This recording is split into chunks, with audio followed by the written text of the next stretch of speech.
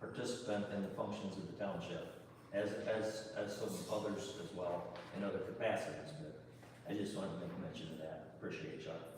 So if those who'd like to stand, we'll have prayer and then we'll pledge. Father, thank you for your goodness to us. Thank you for that you're blessed and all the freedoms that we have. Yes, you're blessed for our meeting this evening and the decisions that we made and we can lead quiet and peaceful lives. That's your name, amen.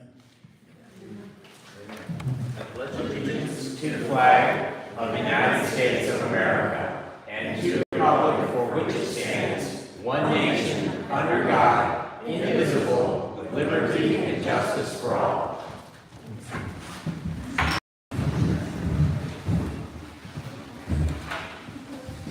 We've had an addition to the agenda.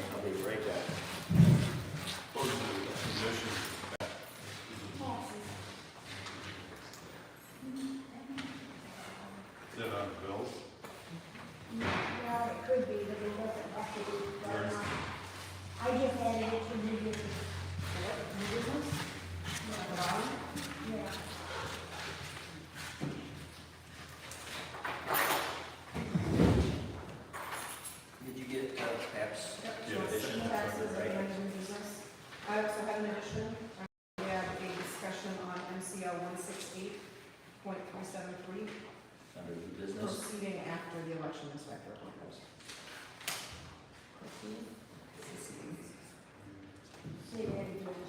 MCO 168.373. 168.373. Correct. 373, right after election inspector appointments. I'm sorry, yours again, Pat, one time, where did you put it? Right at the bottom of new business. And I just put that taxes. Taxes. All right, with those additions, any other changes? Entertain a motion to approve the agenda. I'll make that motion. Thank you, Mr. Johnson. I'll second. Thank you, Jason. Mr. Griffiths. All in favor, aye? Aye. And opposed? Carried. Mr. Benzie? Commissioner Benzie, you have the floor. Thank you very much. Give you all a beautiful July evening. So, a few updates from the county. First is we have received word and the unapproved version of our annual audit. County of Hillsdale, we are required, because of the size of the funding that flows across our books, to do our audit annually. Many townships only have to do it every other year, again, because of the size of the budget.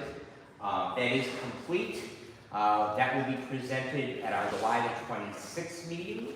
And once that is accepted, if anyone would like to see a copy of it, it will be posted on the county website. I would be also more than delighted to share with you via email, an electronic copy of it.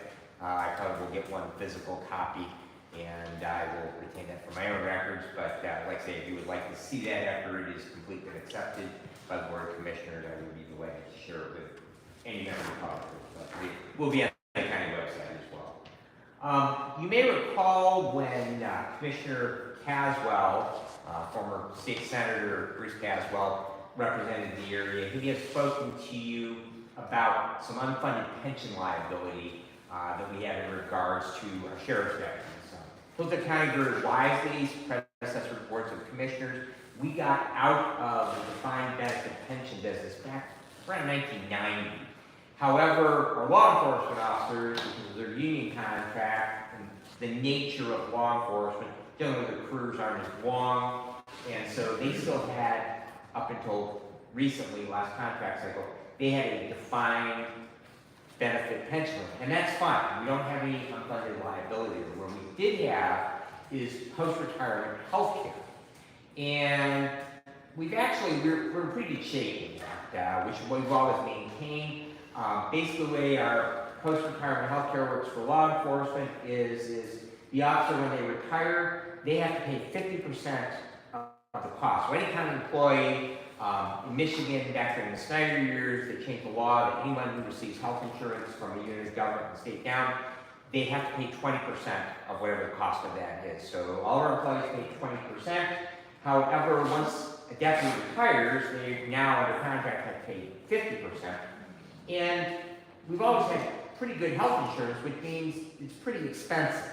So we haven't had a lot of our officers opt in on it. Usually 2 has been pretty well the average over the years. And they can only have that until they're 65. It's not like educators who it goes on forever with them. Basically, contractually, we have to allow them to participate in the county health insurance until they're 65, at which point they have to go on Medicare. So when you hear all that, it doesn't sound like we have, but you may have recalled that Commissioner Caswell spoke that we might have up to $4 million that the state wanted us to put into a trust to fund this potential liability we would have. Well, at our last meeting, we actually entered into an agreement with the state of Michigan, and I'm happy to report to you that we will be contributing the grand sum total this year of $9,603. Sounds a heck of a lot better than having to make a payment towards $4 million.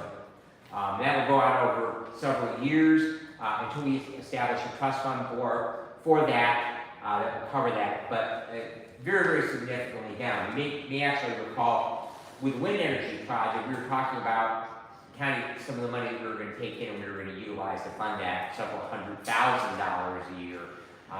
So again, according to our agreement that we've made, it's less than $10,000. So that's really good news overall for our budget. We passed a resolution in our last Board of Commissioners meeting opposing some legislation.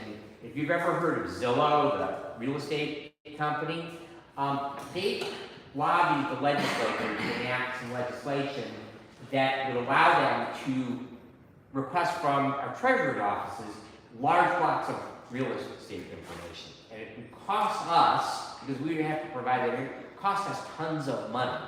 So the State Treasurers Association, State Register of Deeds Association, they asked if the boards of commissioners, and all the counties, the 83 counties across the state, we go on record opposing that legislation.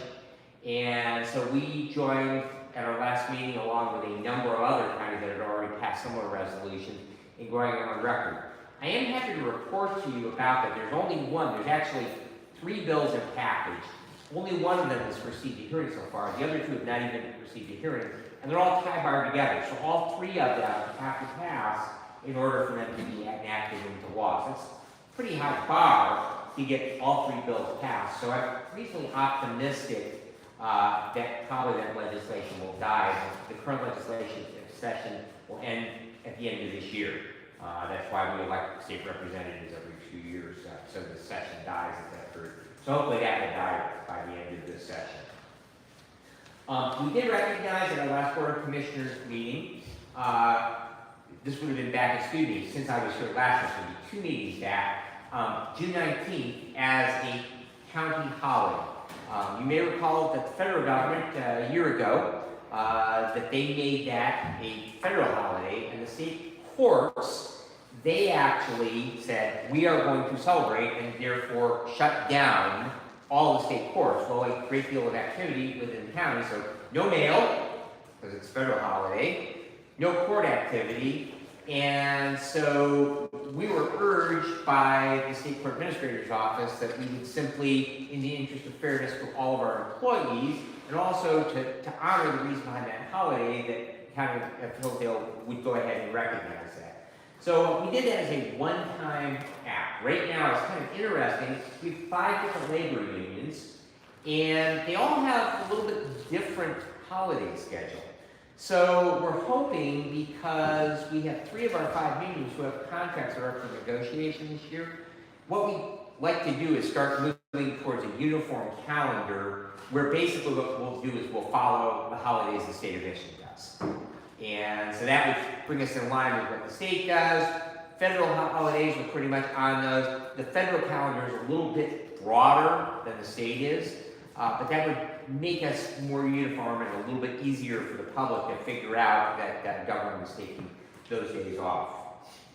I know there's some discussion here a couple of months ago about the tire collection that the Soil Conservation District is putting on, and the county did go ahead and contribute $200 towards that tire collection. So we got a little skin in the game for it too, and that will be coming up. And if you do have strapped tires, I hope that you will take advantage of it. And remember that you do need to pre-register.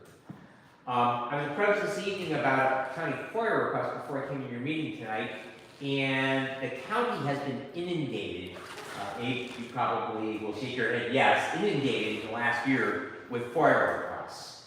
And that is becoming a greater and greater burden for us to be able to make sure that we do those in a timely manner, because we are required, not only by our own county adopted policy, but by state law, to respond to those in a set amount of time. So we are going to be purchasing some tracking software that actually will create a single email address that they will come into, and then that software will then recognize based on where that individual is requesting from that department, and then that request will go off to that department, and then it will track it to make sure that a response is made. If we need more information, then that response back that we need more information. If there is going to be a cost associated with it, because we, like any local unit of government, if it is going to be burdensome for the amount of information and require a significant amount of staff time, we can charge for the lowest paid employee that can collect that information, the time involved in that. And so that is all part of the requirement. And of course, they can just be flat out denied in that we do not have that information. So that will make it a little bit easier, a little bit more timely. And I know that we have not always been the fastest and best. I can tell you, the Board of Commissioners, we have no staff. In 2010, we had a full-time secretary. She left our position. We were in the Great Recession in the interest of budget constraints. The Board of Commissioners gave up that full-time position. And so we have no staff in our office. So basically, it does go, if the request goes to the Board of Commissioners, it goes to our chair, and then they have to then try and either pass them and then getting that information out. So consequently, we have not always been the most timely in getting those out, so hopefully that will remedy that. And then the last item that I have for you today from the county is that the county has been receiving some money in regards to opioid settlement from the drug companies. So we have a Hillsdale County Substance Use Disorder Coalition, which is comprised of community mental health, law enforcement, public health, number of leaders who deal with people who might have substance use issues. Also, we run the prevention programs in our county schools. So we utilize some of that money to purchase a number of these Deterra bags. And what these are is, you have an individual who has unwanted medication, either liquid or pill form. These are really nice because they're liquid. So you can obtain these, and we will have these available at the Hillsdale County Senior Services Center. They will also be available at the county health department up on Clear Drive. Basically what you do is, they're a one-use, you tear off the top on them, it's got a zip seal on it, you take medication, pour it in here, it's liquid, it makes it a little bit easier, you mix some water in with it, there's a ziplock at the top, you seal the ziplock up, kind of squeeze the whole thing together, and it makes one big mass out of it, that it can then, no one can then improperly utilize those medications, and they can be properly disposed of. So if anybody would like to see that, I'll be here for a little bit. I'll let that run around. The last item that I have for you is that for those that aren't aware that I'm a firefighter, medical first responder with Woodbridge Township Fire Department, and longtime member of the Public Safety Committee. We have an issue on the ballot coming up, on the August 2nd ballot, to update our public safety communication system for Hillsdale County. Penny, you got one on Jim? No, I don't, thank you. I will share these with everyone. So basically, Hillsdale County currently is one of 7 of the 83 counties in Michigan that is still utilizing a VHF communication system. So for our 14 fire departments, our 5 police agencies, our 5 ambulance services that serve Hillsdale County, and for our hospital, because when Keith's crews, or Keith, because Keith actually does work with us, thank you very much for doing that, Keith, for keeping those up in the end. When they call the hospital, they have to be able to talk to them. And unfortunately, our VH system is very, very dated. The reason why other counties have made the transition over to it is to improve those public safety communication systems. And so we have really reached a critical point. Our infrastructure is old. 2 of our towers we inherited from Frontier Communications. The telephone company back in the days had radio telephones.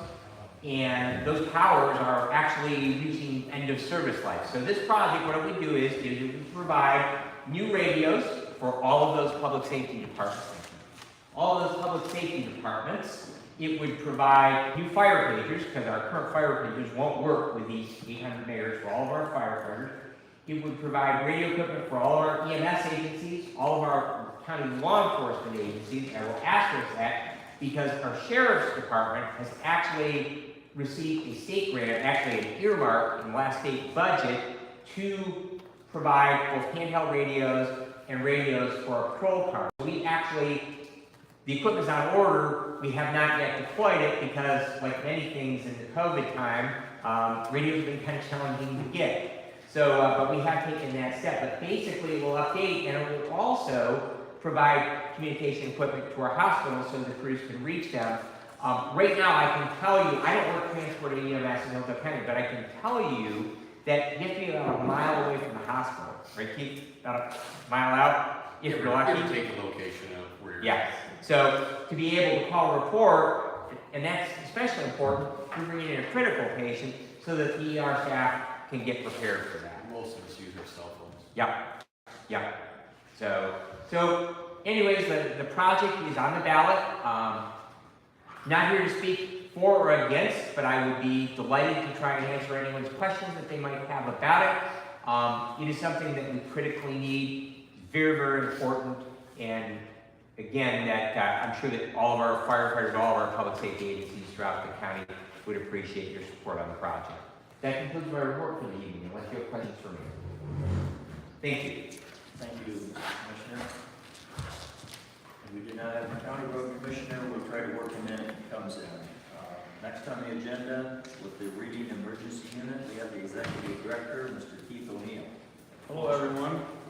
Thanks for having me tonight. Glad I was able to get over here finally to introduce myself.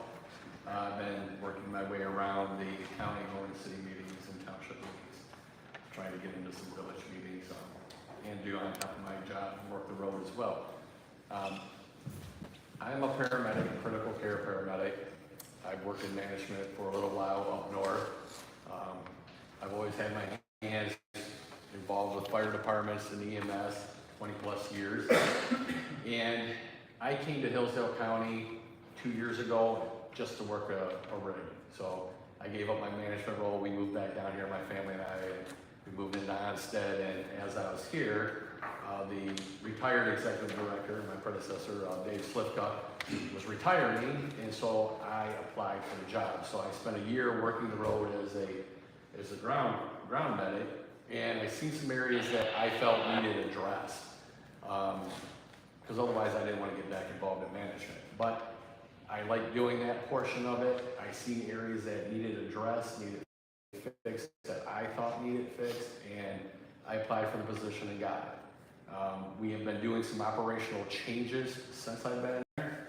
Some good for some areas, other areas may feel it's a little bad for their area, but I will try to explain those reasons to them if they have questions. And where I'm elaborating on this is we used to have 3 stations. We do still have 3 stations, but they would rotate between Litchfield and Reading. Well, the Litchfield station is the lowest call volume station. So I moved all of our crews to the Reading station, and they run there 24/7, 365, and Hillsdale. So we have 2 rigs that are running 24/7, 365. And then what we do is when we have additional staff, we've got a number of hours of overtime that's available for anybody that wants it. And if they work it, we move them up into Litchfield. So we do have crews that still rotate out in there. But during, most people are saying that during the times like this with COVID and everything, your staffing levels are low everywhere you go. Restaurants, it don't matter where you are, staffing levels are bad. But when I look at Reading emergency unit staffing levels compared to pre-COVID, we're actually doing a little bit better. So even though I would like to sit here and say that COVID is playing a role on our staffing, we're still better than what we were. Now we have lost a lot of staffing, and a lot of that is because of change. You introduce new things when you bring in a new director. Some people may not like that, and they choose to go work elsewhere. The grass is greener on the other side.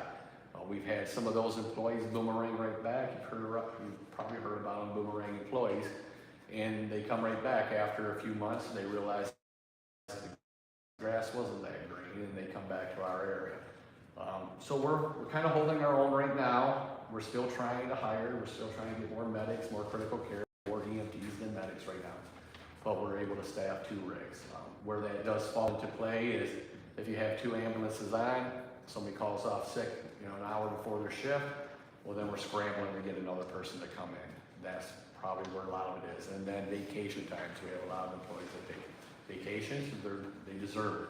We do not mandate. We have not mandated anybody to work more than what they have. When you go in the healthcare field, COVID and everything going on, they start forcing people to work.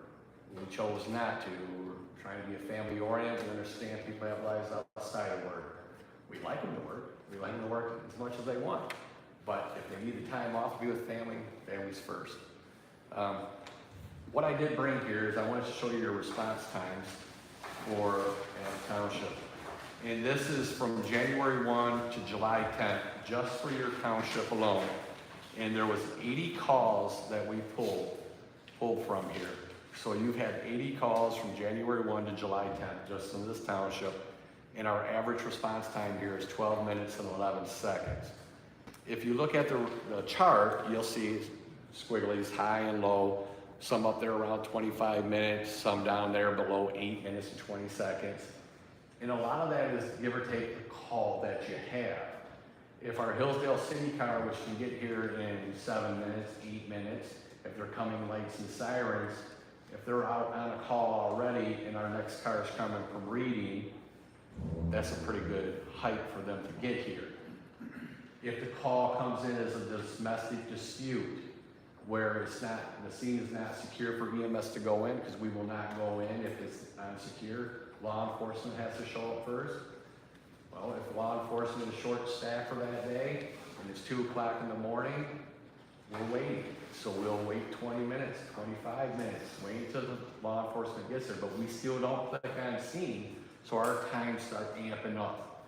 So that's where you get the wish-wash between the time response. If you just look at, if we are always driving emerging, lights and sirens, our times would be closer to 8, 10 minutes in that range, give or take where we're going in your township. Actually, I pulled Adams, the village, and it was 15 minutes. So it was 15 minutes and some change, but I left that out because we were only dealing with your township at this time. Other than that, I gave you a card. My door is always open. If you have questions, because a lot of people have questions. There's a lot of questions going on here that I feel that if you wonder it, call me, ask me now, because I'd rather tell you what's going on. I'm not the guy that's gonna sugarcoat it, because I don't want to sugarcoat it, because I need to tell you the truth, because if I try to make it sound like it's all, sunshine and lollipops here, everybody would get a misunderstanding of what EMS is really about. We have 2 rigs running, we're trying to get 3. We have 2 rigs. Even if we had 3, what happens is if we could schedule 911 calls and transfers out of the hospital, we would be all right.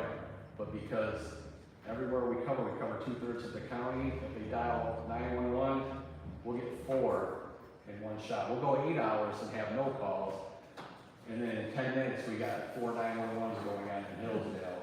And then that's where you're gonna see Somerset, Hudson, and the other agencies coming in to help us. But it's no different than us going to Hudson, going to Somerset, we go into their area to Moscow Township.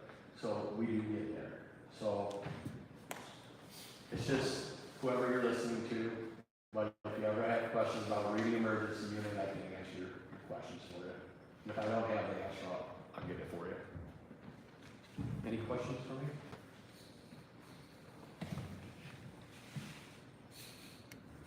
Okay. Thank you for the report. Thank you very much. Moving on to public comment. Each person should have 5 minutes. We do have no public comment at the end. Keep your comments addressed to the board, not discussions between the members, and just try to keep your comments civil, right? So who's first?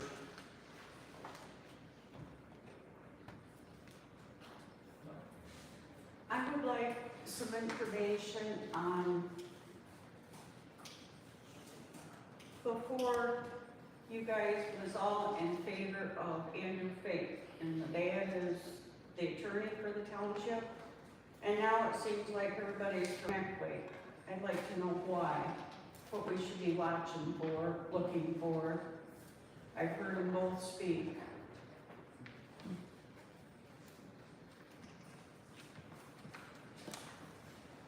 Anyone else? Mr. Fro? I talked to the road commission today, and all I know for sure is they started grinding in Pittsburgh Township today. They're gonna be in Jefferson, and Woodbridge, and they're gonna start working their way down south. And if you have an order of limestone for your roads, they seem a little confused on where you want to put it. So if you're doing that out here, make sure they know where that limestone is going to go.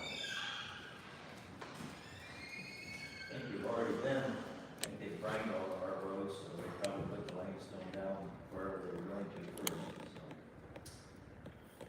Thank you, Glenn. Who else?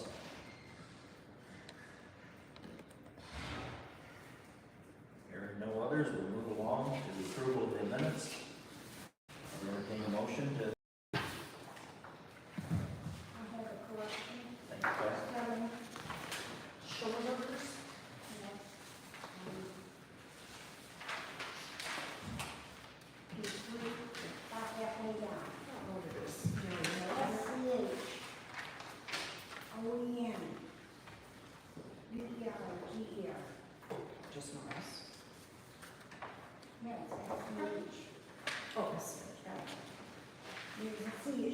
Let's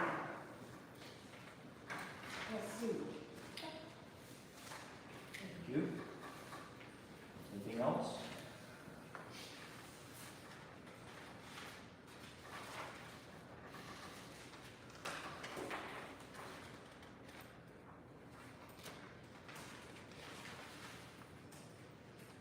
Oh, and this one, you didn't have Mr. Herman's name on that, but you got that.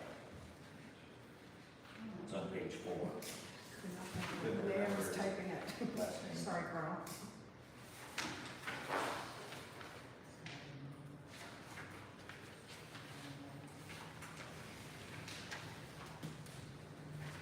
Motion to approve? Looking at it. Motion. Thank you. Second. Thank you, Pat. All in favor, aye? Opposed? Carried. And moving on to the treasurer's report. Motion to accept. Thank you, Randy. Second. Second. Thank you. All in favor, aye? Aye. And opposed? Aye. And it is carried.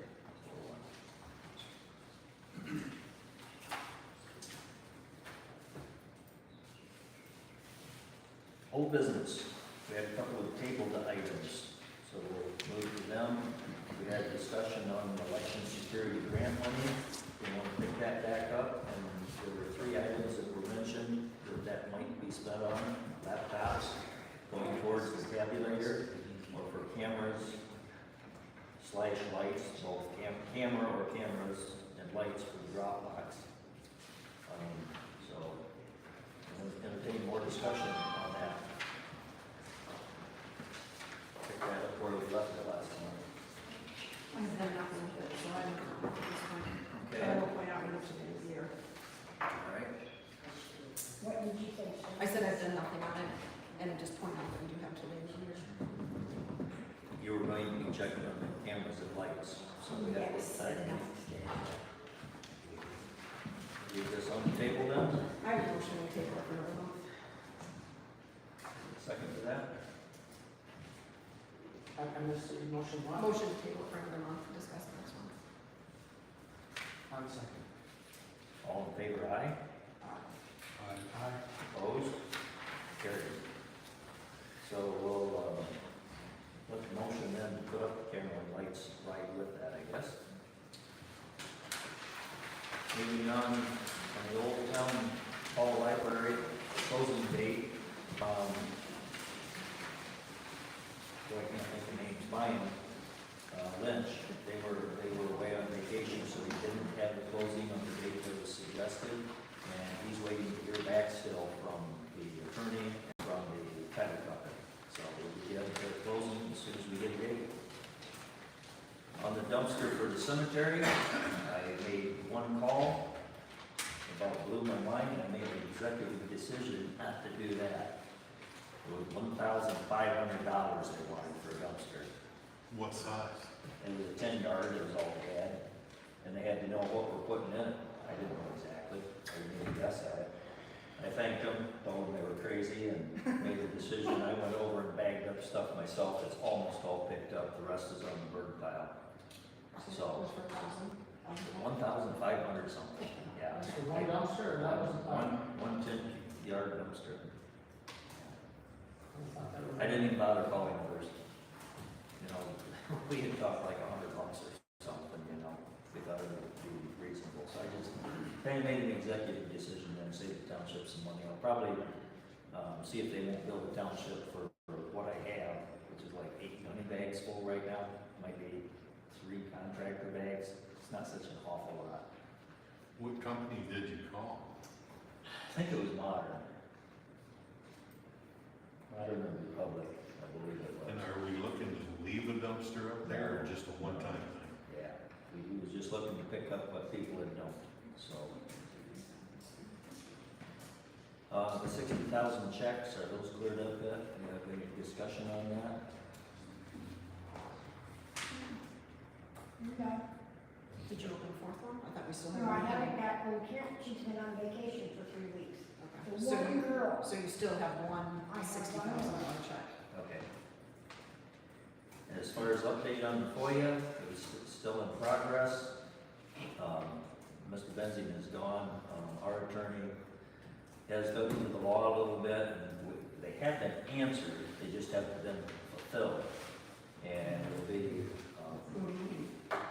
as far as, they've been answered, when they put in the request, we answered them, but said it would be done as time allowed. Did you send something to him? Mm-hmm. Yeah, I believe so. I Was he prepared it, and I That letter. copied it and sent it on to the, But what you pulled together, did you sent that to Fink? no, that's not been Oh, used. so you just got it compiled. Just compiling things, yes. What group pulled together? I've been working on the compiling of the information that they've requested. So then there'll be some going through it to see if there's any redacting.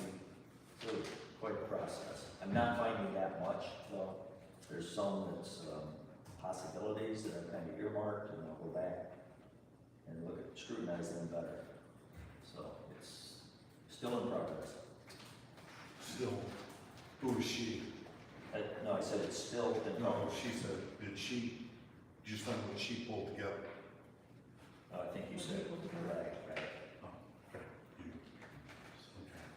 Okay. Okay, under the Lake Bel Air assessment that we had on the new business last month, we're sliding that on down to the new business. We do that a little bit later on. Mr. Randall has asked to be on the agenda tonight, so we'll give you the floor now, sir. At the last time Board of Appeals meeting, we had, there was comments or criticisms that I, the board, did not talk to the township board about some of these variances. So we're dealing with the Sobers property on State Street. The zoning board of appeals granted a variance on the south side. The planning commission voted to change it from commercial to industrial. And I think the township voted to do it, and then later reversed themselves, and which is your prerogative. But that kind of threw a monkey wrench in our work. So we had a meeting to grant them a variance on the north side. It's for a area, I think 2 foot by 12 foot, kind of rectangle or triangle. There were questions whether we should do it. So we called a recess for our meeting after the public comment, and we asked if we were going to talk to an attorney. And then there was a question whether we had the authority to spend township money to talk to an attorney. So that's one question I'd like to ask you tonight. Do we have the authority to talk to a township attorney? The second one was that we got conflicting legal advice. One train of thought was that we cannot grant a variance because it is zoned commercial now. It is fully in compliance, and so it would be legally void to change it because there's no reason to. On the other hand, Silvers have paid for a variance, and I think the township has cashed a check. And in our ordinance, it says when they file, it says that there's things that we shall do, and if you look back on in 3.01, it says shall is mandatory. So we're mandated to hear that ordinance. And so we have conflicting advice. Some people say we should not do anything, cancel it. Others say we should go ahead and hear the variance. And if the board denies it, fine.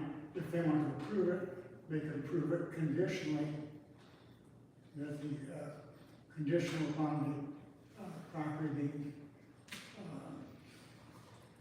put to industrial. And let me clarify and interject, what you're talking about right there is the zoning board of appeals, not this board. Yeah. Yes. Just for clarification. And at a meeting, there was a question as to why we hadn't notified the zoning board or hadn't notified the township board. So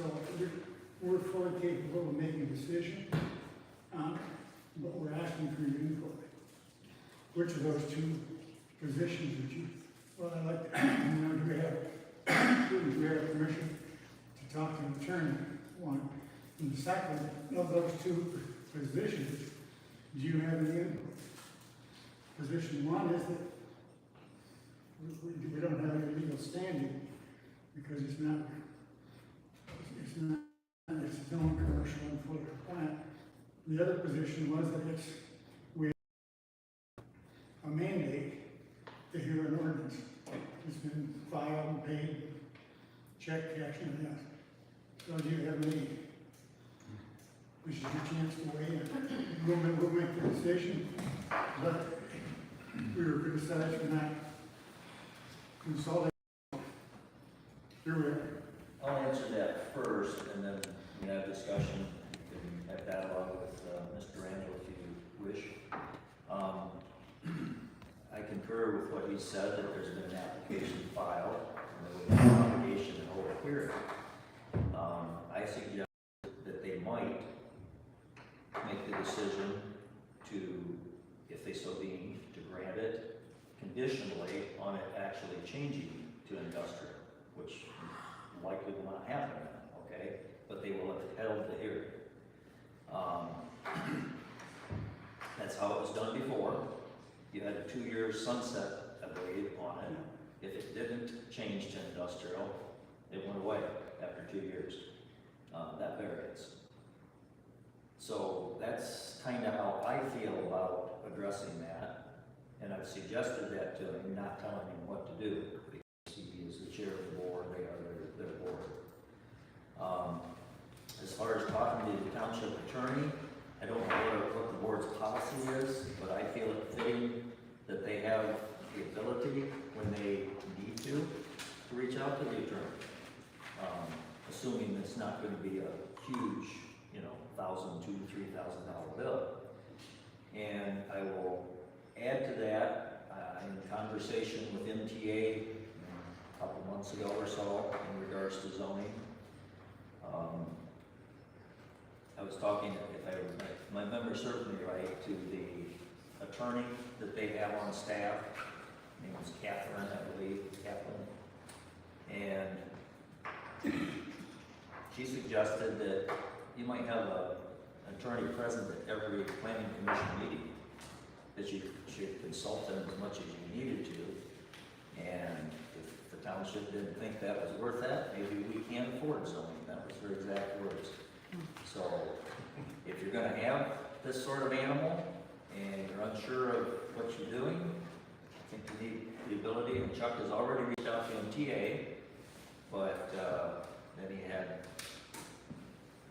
another attorney, Paul, who doesn't represent the town, making some statements, and so it left him a bit confused. So, open the floor for discussion or addressing Mr. Randall. Have there been other hearings on that variance, for that variance? With this one, you held one on the 5th, just We held, public comment. Were there others before that? yes, we held a meeting and then Mark had mentioned that the notice wasn't posted on the door. Well, indeed, the notice had been posted on the door. What happened to it, I don't know. So when Mark came, it wasn't there. No, I have that. Well, it wasn't there. I think it was all in one posting, wasn't it? Because you had an educational meeting, kind of a class at what, 5:30? That was mentioned, but the 7 o'clock meeting wasn't mentioned. And I do have that copy. I removed them after the meeting. So I suggested to them that it wasn't properly notified to have that meeting. So to summarize what went on in this thing, see if I can get it from the beginning. There was a variance granted for the south side, that was the, 10 feet easement, whatever, property line dispute sort of type of thing. There was no dispute there. No dispute, they gave it over or whatever, so that one was solved easily. Then it came to us, or did it come to you again? Went to the planning commission. Went to the planning commission did not approve it, or did they? planning commission. This also- very- And that's just a recommendation anyway, This variance only came up after we had, after this vote. after our vote initially, and we voted to Okay. approve it changing to industrial. I thought we knew that beforehand. And then, so The then, 15 feet, we knew that. We knew but that it's prior. still needed to be a variance. Once Right. we approved it, so they went Right. and come up with, so, So then we knew there was another variance that was needed, the south side, was Right, gonna cut right. down part of the building if so needed to comply. It came to the board knowing that that variance had not been approved. We took a vote as a board and it passed 4-1, not knowing we weren't doing it legally because we didn't have an actual ordinance written out for that zoning change. Consulted with Mr. Fink, found out we needed some actual paperwork, and then he instructed zoning board of appeals they could meet and either vote it conditionally and upon the passing of the ordinance, table it, or wait until after it passed at the township level, correct? That was that meeting, but that's the one with dispute on the door, whether it was properly posted or not. Does that sound right? I believe so. And then it came back to the board with paperwork for the ordinance, and then it did not pass. So now we are sitting with an ordinance that did not pass and did not change it to industrial, but we're hanging out there with a variance that shall be heard based on a submission for it. But it's my understanding that Jennifer, you and Marty have an attorney involved that said it's not legal to hold the meeting because the ordinance didn't pass, or I guess I'm not. He said it wasn't legal to like give a variance when it's voted, when it's commercial, it's not industrial. Right, so there's So no they have need. to go to industrial, again, they have to start back at ground zero and start. But, That's all. but then calls to MTA are saying you gotta hold it because of this, and I guess my concern is how long do we let this thing drag out? We didn't pass it as a board, we did not change the industrial, so why would we hold a variance on something that doesn't apply?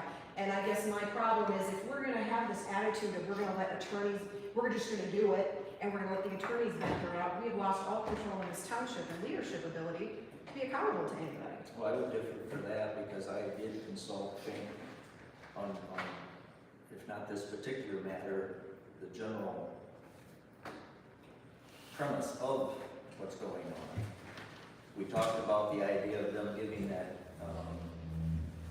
variance before the property had been changed, because you gave it, on the south side, you gave it for industrial, but if it didn't change to industrial in 2 years, it was, yeah, it wasn't any good anymore. But didn't we get told that we weren't supposed to do a variance until after it passed the board? And that's why I had to Fink do said this. he likes to see the change done and then a variance given, but it wasn't absolute. You could really do it either way. So that's why I suggested to Chuck that they could hold this meeting, and if they so deemed the decision of the board to grant the variance, that they might do it with the same conditional type of thing, which leaves it kind of in a moot point as it stands now, but in the event that it should change to industrial within 2 years for any reason, Then that that variance would be step okay. is done for them. I'm sorry? Then that step would be done for the Sobers. And I guess it was real convoluted how it all played out. This has been kind of a problematic, a lot of twists and turns in this whole application. And this has been quite expensive for the Sobers, I might add. That's correct.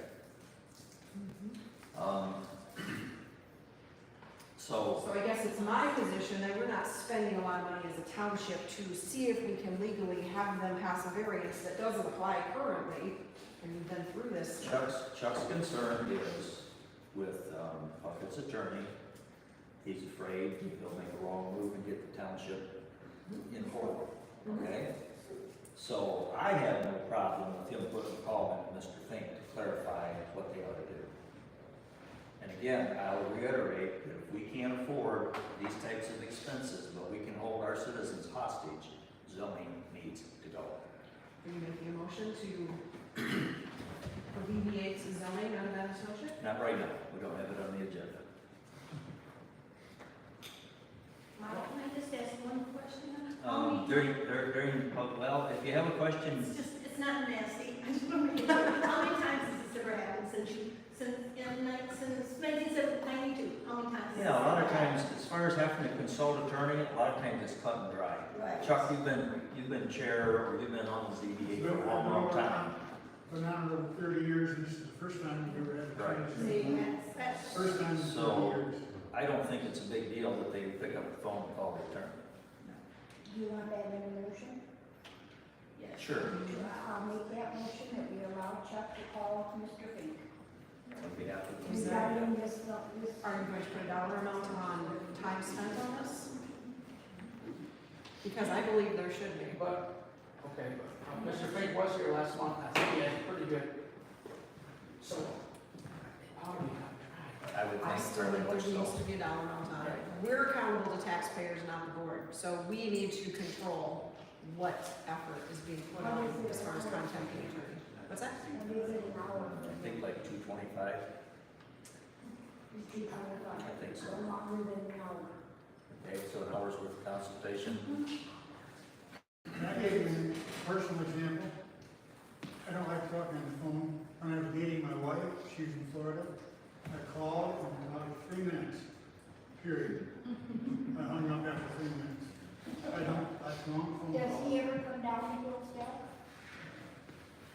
Sometimes, yeah, if you would incorporate it in a trip, if that works for Chuck, 'cause I don't know when he might be coming.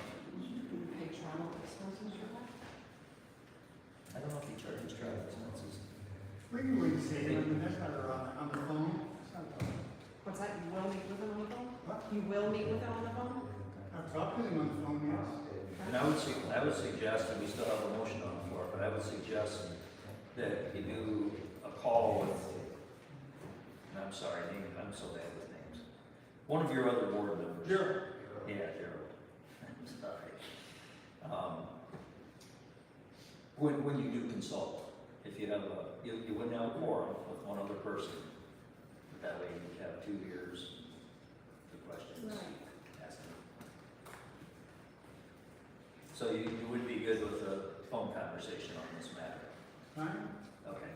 So Pat has made a motion that we allow up to 1 hour's consultation with Mr. Fink on this matter. Allows the board of appeal 1 hour consultation with Mr. Fink to determine the legality of holding a variance meeting after a non-compliant ordinance. How we should proceed under the circumstances that have been discussed and laid out. To proceed, given the circumstances. Do we have a second to that motion? Second. Thank you, Jason. Any further discussion? Is there any option to refund the sobers if we decide not to, I think it was $200 or something? If we decide not to let. See, that was the thing too, they had said, go ahead with it, you know, and we had already advertised it, spent the money. If that hadn't been done, we might have pulled the plug on it, but that had already been done, and I'm like, we can't just say, okay, the board makes a decision. I mean, the board could maybe decide to do that, give it back, but I myself, I said, you know, we've already put the ad in, set the meeting up and everything, so, at that point in time, I felt it wasn't, and they wanted to go ahead and be heard, that's my understanding. And zoning board of appeals is not comfortable with making the decision themselves based on reading statutes. We can, I or the board was criticized for not consulting the township board. Oh, They wanted to know why they hadn't been given legal notices and conferred with. what, that meeting occurred? What? That meeting had occurred on the 5th? Or what? At the last appeals meeting, Yeah. That we were, that we recessed. We were criticized because we had not, given legal notice to the, township board and consulted with it. but it was on the door. Yeah. But the I concept, understand I that know. we were criticized for that. okay. So The town, I'm asking, do you have any input on those 2 different options? We'll make the decision, but we were criticized for not giving you the input. So I'm asking you here, Well, that's, ordering. and I guess there's nothing wrong in that, but the decision is the zoning board of appeals. Yeah. Yeah, and At so, the public meeting, people have various opinions.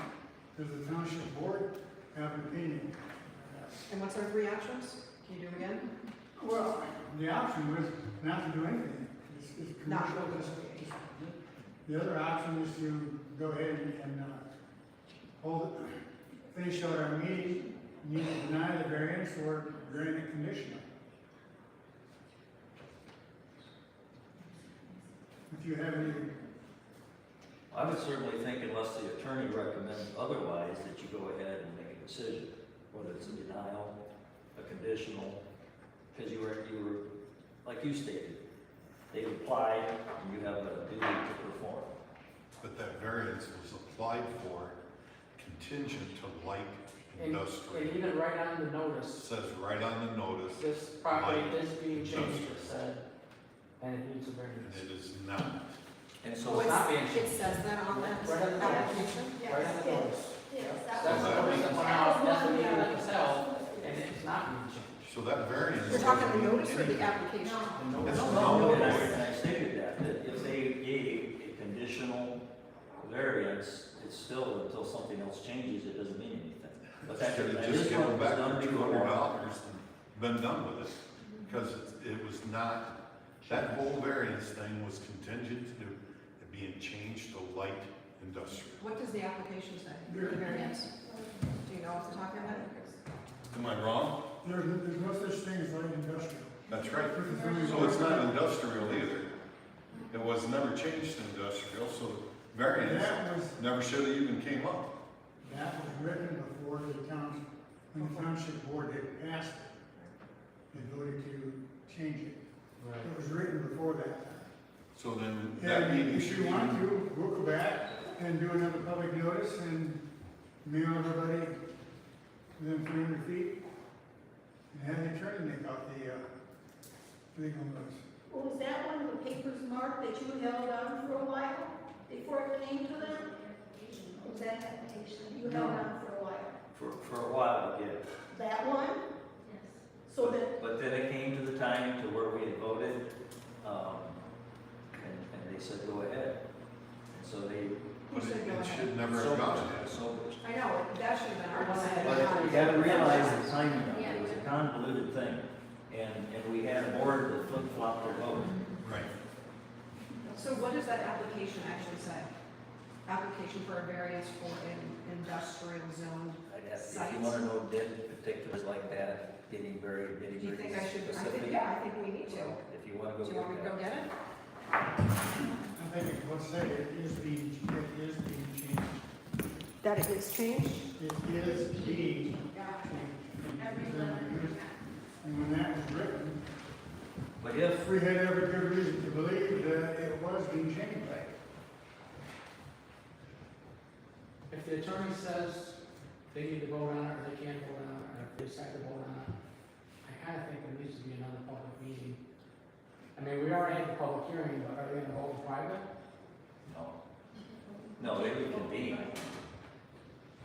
They would convene, but is there gonna be a notice again, so? I think you had said that you would send out mailers to the ones within 300 foot, We said you could. and it can be put on the door. We'll talk with the attorney, the people who were at the last meeting, gave me their telephone numbers, and realized that doesn't constitute a legal notice, but we will call them. And if the attorney wants it to be back through the newspaper, mail, we'll do it. Up to you. It's up to the attorney what he. I think I would operate on the attorney's advice, how to handle that.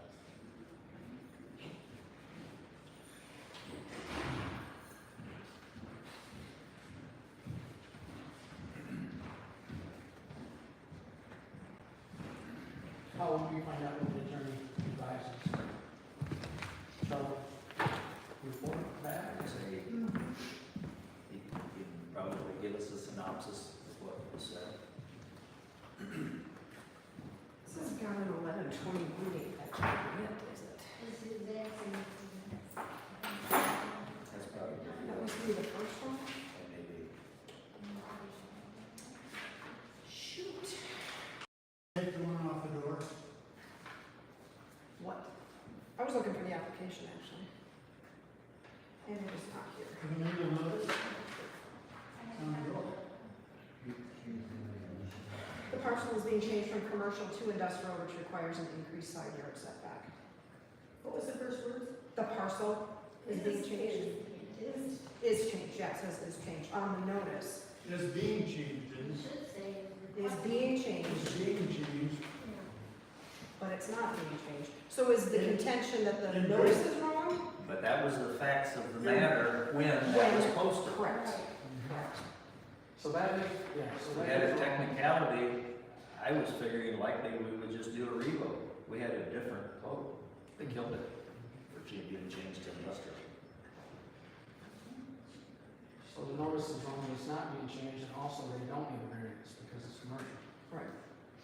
I guess I wanted to see what this language is on the applications, and now this must be the first one, but it does say property is presently zoned commercial. There's nothing on the application. This, like I said, this isn't the one, the second one for the north one, but, I don't know if that second one actually said it was applying for to run industrial. Well, the biggest question was, that we have a motion on the floor for us to authorize Mr. Randall, planning commission, to consult the attorney for an hour. What was the ZBA one. wordage? What was that, wasn't it? To allow ZBA 1 hour consultation with Mr. Fink on how to proceed given circumstances. Yes. Jason seconded it. And then we got off on questions on any other discussion, and got off on a rabbit trail. Any further discussion pertinent to the motion in the second? Well, if Chuck wants our opinion, Well, let's take this vote, because it's authorizing him to utilize the attorney. So, since it's money and all, let's do a roll call vote. Mr. Johnson. Yes. Or Mr. Griffiths. Yes. Mrs. Williams. Yeah. Mhm. Myself, no. And Mr. Nichols. Yes. Okay. Now, further discussion or questions of Chuck? No, let's see what it said it gets from the attorney. That's our next step. Where do we proceed or do we? You get to mind going two places, you would ask a question, are you good now? Oh, I just wanted what Chuck said on their opinion. Oh, okay, okay. I pretty well voiced what I thought. I guess my opinion is if the zoning board of appeals probably should, in order to close the loop on this whole thing. However, if they're not comfortable from a legal standpoint of making that decision based on their experience, knowledge, and, you know, of this entire issue, they probably should be a no vote. And that's why I voted no on the attorney for this. And I would expect that the board would use their expertise after they were consulted. Did you have questions of Chuck, or? Well, I'm just wondering, by granting this variance, what exactly is going, what's it good for? As things stand, not much. So why But- are but we wasting attorney's monies and board Because members? there's been a request. Hey, I'm telling you, this zoning gets complicated. I have always been against it, okay? I'm ready to get rid of it. I'm not gonna take a vote tonight because, it's not on the agenda. But, I'm certainly willing to put it on the agenda next month. So one more quick question. If, when you said if it were to become industrial, they have to apply from ground zero, is from what our attorney says, they have to start the whole process all over. I would say What so. is the time frame that they can do that in? I think they could turn right around quick like. I'm not aware of a time frame. They don't know that they're going to do that, but. And the variances are good for 2 years. Well, if they gave, the one they granted before that was conditional, I believe was a 2-year time frame. But that was, the decision they came up with. I don't know, I thought this was on the.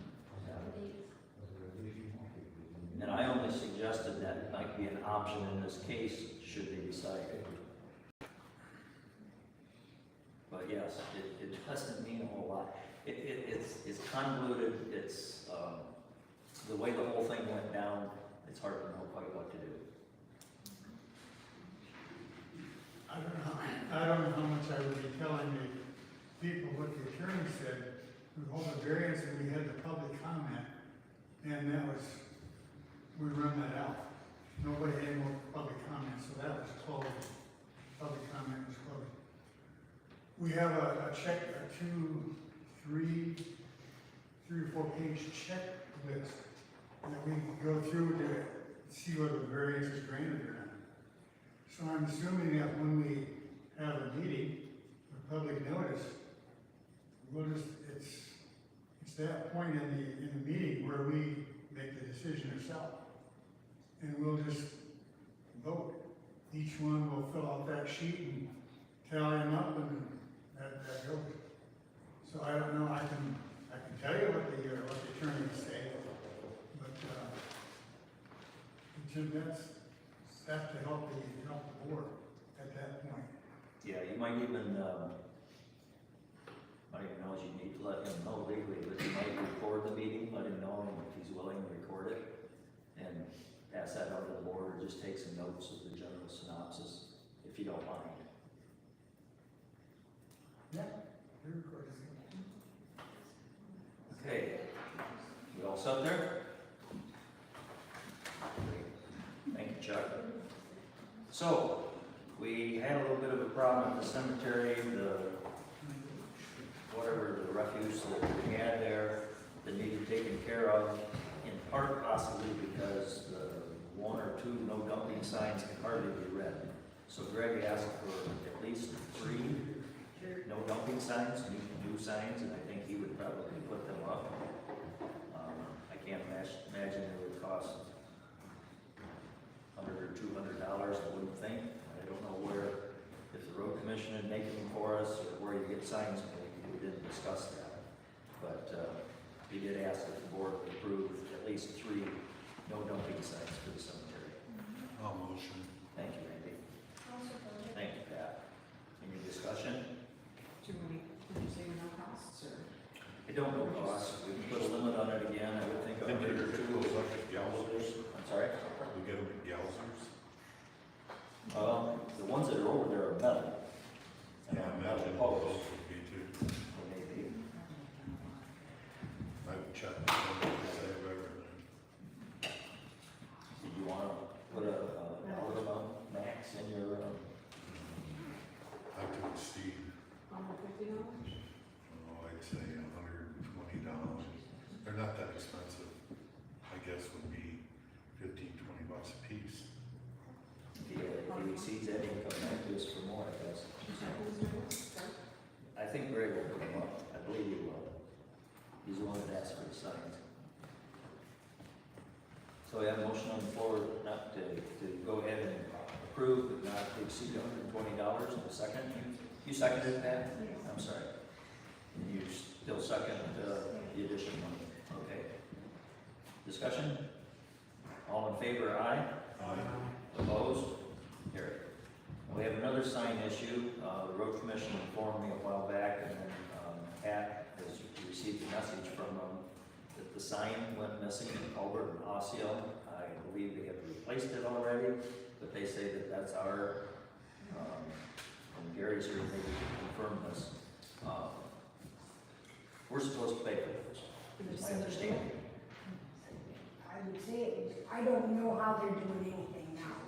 Pose a question, Stephanie? If they submit a bill, come by email. They needed something in writing that we would pay for it, is what they said. Or giving our approval, I think, to put it on. Oh, But they already did. Yeah, I'm pretty sure. So, How about they just bill us? cards before the horse, but, Yeah. well, we can easily, if they need our approval, we can easily get that here. You have any input there, Gary, on that? This is a new one for me. And I was gonna ask Pat, if you recall over the years, this is typical that we pay for missing signs? Yes. Okay. yes. Okay. It hasn't happened. No, it doesn't happen that often.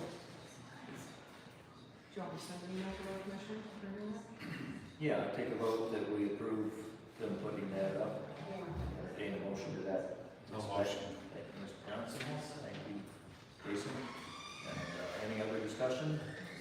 All in favor then, aye? Aye. Opposed? Carried. Yeah, tell them to approve, send us a bill. Now, Mr. Klein has let me know that he cannot attend the July board review. He's up north and he's training for his crop insurance. So if both my other guys come, we'll have a quorum and we'll be okay. In the event that doesn't happen, we are meeting jointly with Jefferson here. And I would ask this board to approve that if we do not have a quorum, that Jefferson could make the decisions that need to be made. It is legal, to my understanding, when you have a joint meeting, all you need is one board, but you can have both boards. I'll ask our guys to come, but we don't want to get down to the meeting and not have that approval. So I'd entertain a motion that in the event we're lacking a quorum, I know I'm down one guy already, and I don't have any backups right now, to my knowledge, like alternates, that Jefferson could make the decisions necessary. This is mostly a paper signing, hardly ever anybody comes in. It's more clerical than Yeah. anything else. PRVs. Yep. But that was the whole issue about combining, is that we lose our representation. I'm going to try for the representation, but if we end up with no representation because the board is not cooperating here, And then it would be then I have no idea what. another date scheduled for. Well, it's statute for you to hold these on certain dates, Right. so it's really quite imperative, and I will ask the guys to be here. We likely will have, it's been 11, yes, and Chris Trent. And I haven't talked to Denny yet, but it's enough advance time here. I'm pretty confident I'll have a quorum, I just don't want to end up without it and not be able to finish up the meeting. What happens if we were holding our own and they didn't show up, then what? Well, that would be a problem. But we've got a solution to the problem here if they don't come, I get it. if they can't make it. But I don't know that I want someone living in Jefferson making decisions for me on my property. I agree with you. I don't like that. Mr. Provo, you got some valuable input, I think. How many people do you have coming? Two? I don't, oh, yeah, I should have 2 members here, which will be a quorum. That, all you need is two. Right. You're good. But I'm just asking for the board's approval for Jefferson to do it, which is legal. Jefferson could do it totally, in case one of them can't show up. Because the last time we did it in Jefferson, there was like 3 or 4 Now, you can have township sections. and they each had their boards, I think, didn't they? Or did they? No? I think there was 2 boards there, Wheatland and Jefferson were there. Yeah. So I'd ask that you just give us an out if this happens. They would not do anything with two of our boards. Right, yeah. Our people will just have a joint What meeting. date is that? The 19th, that's a Tuesday, at 1 o'clock. So did I have a motion there? Yes, you did. And a second? Who motioned? You motioned? Didn't you? I didn't, you did, didn't you? No. Oh, that was not official. I asked for a motion. No, then you did not. I'd go along with the contingent, but either way you look at it, you know, not, 2 of our guys do show it's null and void no matter what this vote comes out. However, if our guys don't show up, I just, The issue. yeah. It's gotta be a priority, if they're gonna be on the board, they have to do anything. It's gotta be a priority. I think that it will be a priority. I'm just asking in case something happens, because we already have Mark down, and I don't have any alternates. Well, we have somebody who lives here. Do they feel comfortable And I'm with not- someone voting for I'm them not- that don't live here? Somebody who lives in the township. You live in the township? Would you feel comfortable with Jefferson making a decision on your property? I don't know what this. The board of review. Would you feel comfortable in another township making decisions on your property? There you have it. Not really. Well, here's the bottom line. I'm only asking in the event that we don't have a quorum, because we have a backup. If you don't give me the backup, you're screwed. You're gonna do a disservice to your people. That's how I feel about it. It's a newer law that because of the lack of assessors, when you have contiguous townships, you have a joint assessor, share the assessor with another township, that you can have these joint meetings. And I'm going to do my best to have our quorum here. I'm just, in the event one of them doesn't make it, we'd be screwed otherwise without your permission. Well, we passed to the joint based on Adams Township representation. Earlier, Correct.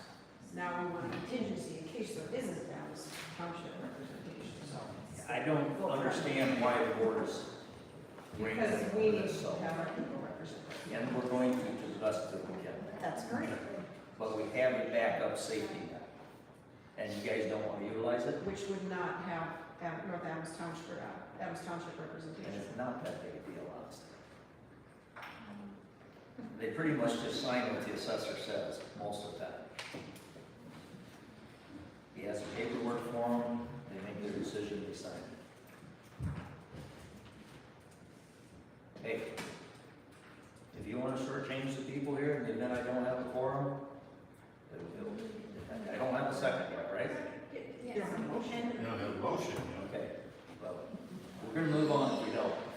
If there's an issue, I will make a big deal about this. I know you That will. this board But can't What is cooperate on a simple thing like that. We don't have a backup if we don't have a forum on zoning. Can you have? Deciding on other matters, we don't have a. We only have 3 members to start with, we're down 1 already. Do we, Okay. do we have plans to back up? do we have another And person? that's a question with the newer laws, with the newer laws, I'll get you in just a second, but I value your input being a supervisor. With the newer laws, I don't know if they can serve because they haven't had their training. But Yeah, tomorrow night, I'm hosting a Zoom for board of review people, so they can be board of review people. So, I'm opening my house to somebody here that wants to sit from 6 o'clock till 9 o'clock, listening to the State of Michigan's presentation. You are more than welcome to come. Then your clerk can swear them in because they've had that training. Problem alleviated or maybe helped. So just, it's up to whoever's here that wants to try to do it. well, if we've got a couple of people in the room that want to volunteer to be ultimate board of review members and to attend that training.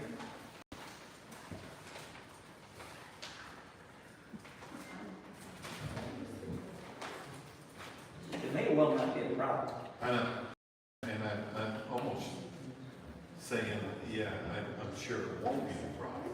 It's like, You know, the thing that is the problem is, I don't want someone making decisions for the people that live here, that don't live here. You know, at least the people that represent Adams Township. I don't have a problem with them making the decision over people in Adams Township. They've got no skin in this game over in Jefferson. I really think you're making a lot out of the molehill there, that Well, it you're starts in here there. and then it's gonna go to something else. Three. I don't like the thought. You can make that motion, that's your choice. You know, and, you know, I have my own opinion. When I got on this board, I thought, you know, stand by my opinions. We got property in this township too. I'll tell you what, if one of you board members can make this motion, we're just gonna let it die. I'll do my best to get the quorum here, and if it doesn't work out, it's not on my back.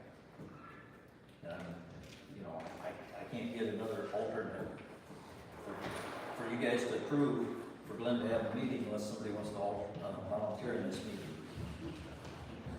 Is there any other way, is there some way we can take a class on the internet? I know you, Mr. Crowell says no. It's only 5 days out of the year, 2 2-day sessions and 1 1-day session. You're talking the training, Gail? Yes, I'm talking training, I got a ill husband, and that's why I said to him. You can log into his Zoom call. He could invite you But no, to. we don't have internet. Oh, yeah, or you might pull another. No, we don't have internet. Here, you have to log in on my Zoom, I just go over my wife's making cookies. I would really quickly say right now, if I only knew my husband was gonna be like, I got some stuff with him right now, so I said, well, I'll know soon. I'd love to. You gotta take it. Okay. We'll get it hooked up. So Gail, are you saying you'll do it? I'm even more glad to do it. Well, then, there's, where there's a will. But that's not an absolute committal, is it? Okay. Yes. Okay, I'll wait till later on when you're good, and I'll get somebody to stay with you. Okay, I will come in myself. There you go. Well, all right, then I entertain a motion to nominate Gail McClanahan as an alternate for Board of Review. And if she gets training in time, she can be a safety net there, or come December, you know, you can probably get it before December. Because you said they'll be offering another class, Mr. Frobel. They'll be offering another class if you miss tomorrow's? No, No more the rest of the year? tomorrow's the last one. For the year? Pardon me? For the year? Yes. Do you know off the top of your head next January through February there? Yeah, it'll be in December, January, February. Because those are 2-year terms, and maybe they won't offer that again next spring. I don't know. She just said she would make a commitment. We put her on as an alternate, but I don't believe she can serve until she's had the training. Well, she just said she'd get with this guy, Mr. Crowell. We'll take an oath after, put you in the books, you go to Glenn's Okay, so training. where did we stand? Motion? You made a And motion seconded. to nominate Gail, you did? All right, well, if I did. We've got a motion and a second. Second, all right. Further discussion? All in favor, aye. Opposed? Thank you, Mrs. McClanahan. Thank you. Ms. She is an alternate. But she has to be over. She needs the class and the oath. If you get that if you get that done, the class and the oath, figure on being here on the 19th, you know. Pardon? If you get the class and the oath in, figure on being here on the 19th, because I know I'm shy mark, and we might as well have a full board. Okay. Okay. Something else, there are no such thing in our township as alternate board review people. I've got 4. I switch every time. Like I get 3, and the 4th one comes on, I take it. I alternate, but there are no dead sitters, everybody gets to play. Okay. All right. Thank you, Gordon. Thank you, Gail. We're going to take a break and let Mr. Langer fill us in. Thank you. Mr. Supervisor, appreciate that. Well, I'm here tonight representing the Road Commission. I just want to make a few brief comments, reports on some things that we've already accomplished or are working on countywide. Montgomery Road Bridge, this is west of Frontier in Woodbridge Township. Project that has been on the books for many, many years is completed. The bridge was opened about 2 weeks ago, and so that's one we can check off and one we're very thankful for that we're able to get done. There's another bridge project in the southern part of the county. This one is on Squawfield Road, just east of Waldron Road. It's on the township line between Pittsford Township and Wright Township. This bridge is being constructed by the state of Michigan. They're paying for every dime of it. under a new program called the Bridge Bundling Program. And so Hillsdale County got one of these. We hopefully can get some more down the road because these don't come along very often, where you can get the state to pick up the entire cost of a bridge project. You know, these bridge projects on bridges this size typically run about $1 million. So it's a sizable chunk of change. There is a bridge in Ransom Township on Camden Road that it's a smaller bridge, one that I had been hoping we could get done this year. I was told last fall it was going to get done this year. And once our former manager left, we discovered that he had not applied for the permits that needed to be applied for through the state of Michigan, and so this one has been moved back to 2023. And there's a 6-ton load limit on this bridge, really inconvenient for farmers coming from the west headed for grain elevators in Waldron or Prattville, because you know, Camden Road is the main haul route. And so they either have to go north or south of there to get to the grain elevators.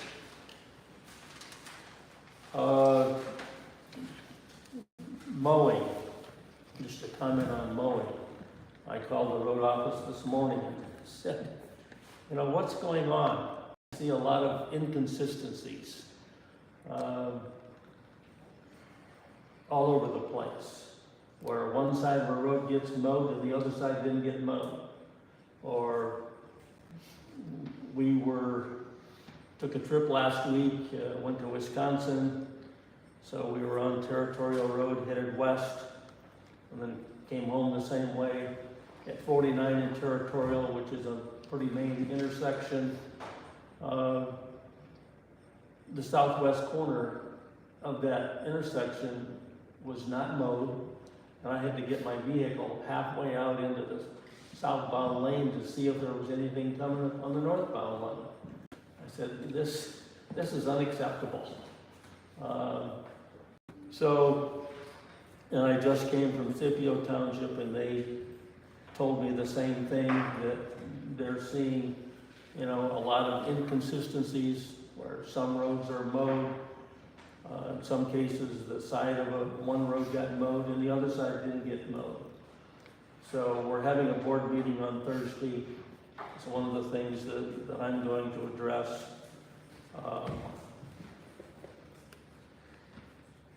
So have you seen similar things as far as inconsistency in mowing?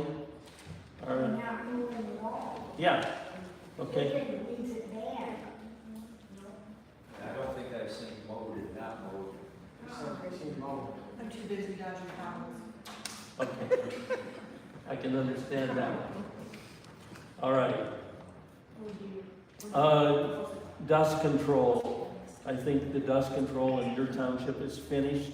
If there's any roads that got missed, call the road office and let them know. We can get those people back and do anything that might have gotten missed. Did we get a list of what was, Brian? If you call the road office, I'm sure they can provide that for you. While we're on that topic, do you have the name of the grinder? Because I believe you said that citizens want to pay for their own, that they can deal directly with them, but we should have that information on file. Here again, call the road office, you can get it from them. I mean, it's a company that, you know, a public company that operates. And I know that there are some townships, Fayette, for example, of course, they don't have near the roads that most of the townships do. But I know their practice has been to, out of their budget, you know, they pay to have their roads brined the second time. So, yeah, check with the road office on that. I know that that, in the plan for this year, I believe there's a plan to paver patch and seal coat, that mile of Peterson Road, that's a boundary road between you and Hillsdale Township. I recently was on that road. I know that the road commission has replaced a culvert there that needed to be replaced, so they're getting ready to do that. And earlier this spring, they cut a bunch of trees and limbs on that 1 mile in preparation to do this project. Yeah, we're definitely going to do that. And then the other thing that I would say is the manager's position is still open. We interviewed 3 people 3-4 weeks ago. We have another applicant that has applied just recently, and I hope we interview that applicant as well. So we're still looking at this point in time. So I'd be open to answering any questions you might have. I got a question. Yeah. How long do you normally leave the dirt when you replace the culvert before you pave? I'm not sure there is a quote specified time frame. So the one on North Adams Road, just before Jerome Road, Mhm. and that thing, it's filled, then it's not filled, then it's filled, then it's not filled, and you never know when, so everybody's coming to a dead stop. I'm telling you, that's when people are flying down that road, that's a dangerous area. But that thing today, when I went through it today, it is terrible. Really So rough. how long will they wait before they fill it? Yeah. I don't have an answer for you, but I can raise that question. Would you?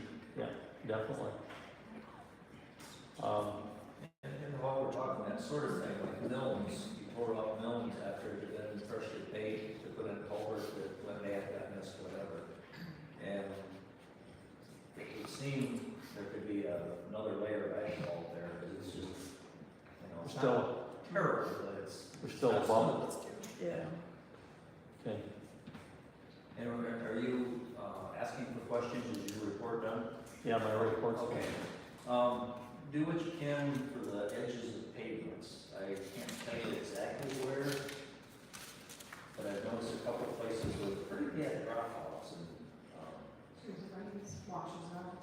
we've had quite the rain sometimes. I don't know if these are areas that look like that was the issue, but I think Lake Pleasant, southbound near the airport, I think there's a section there where it's not so bad, and then it's, if you have a real wide tire, it might stand it, but it's a pretty good Straight drop. into the roadway. Yeah, it's just about. Any of those places like that, if you got the manpower, because we end up losing our pavement. And you can't patch it, and, it's just not right anymore. Do anything better. I know earlier in the spring that I have seen some roads around the county where we did fill with either gravel or limestone, on shoulders that had bad spots. But I'm also aware that there's other places that still need it. Well, that's ongoing. So when it rains, it does wash it right back out. Yeah. Something a little more substantial. Yeah, a little more substantial than just gravel. Well, the one thing that we have and we have used in the past in those cases is the millings, and that's clearly much more effective than gravel. That's probably what this would Yeah. require. You're looking at a 3-inch, 4-inch drop. Yep.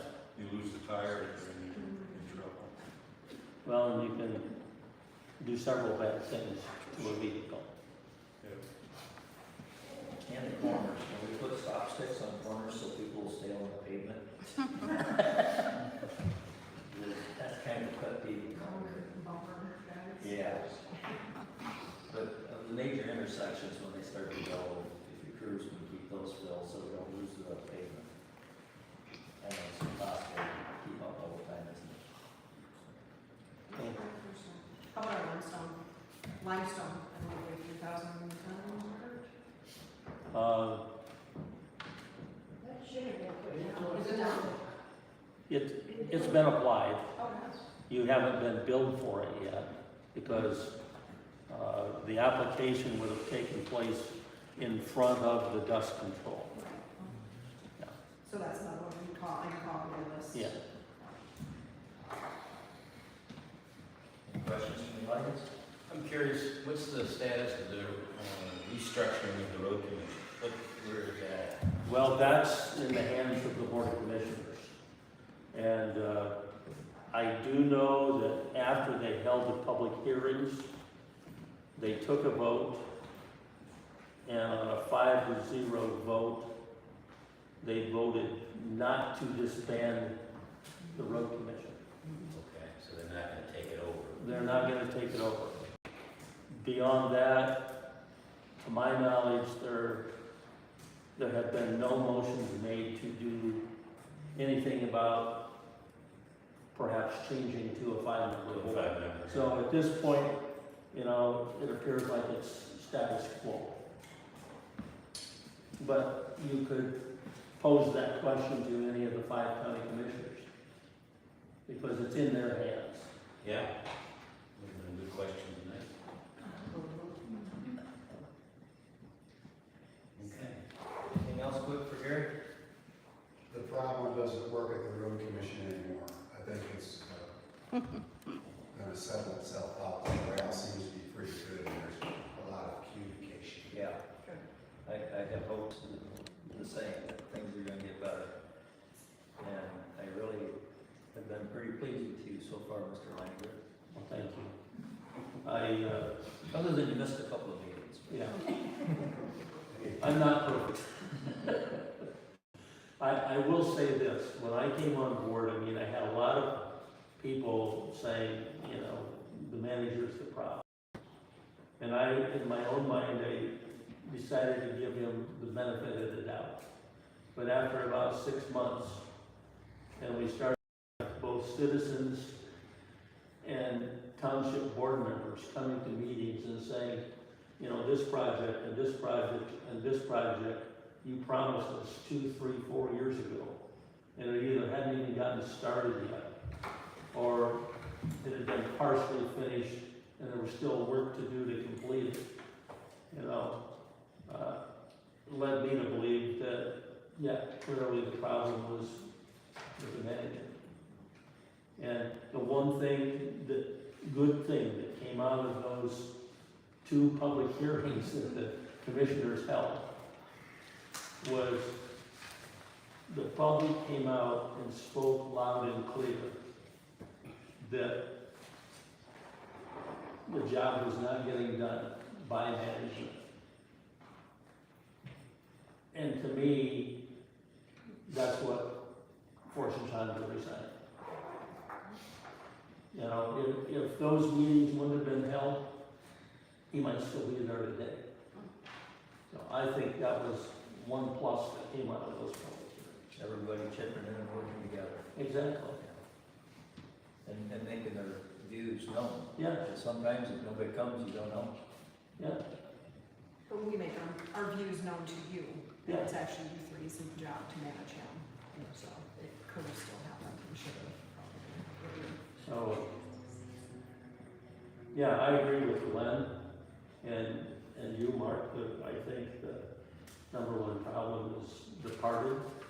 I mean, we still have lots of challenges, but I think, you know, we're now headed in the right direction.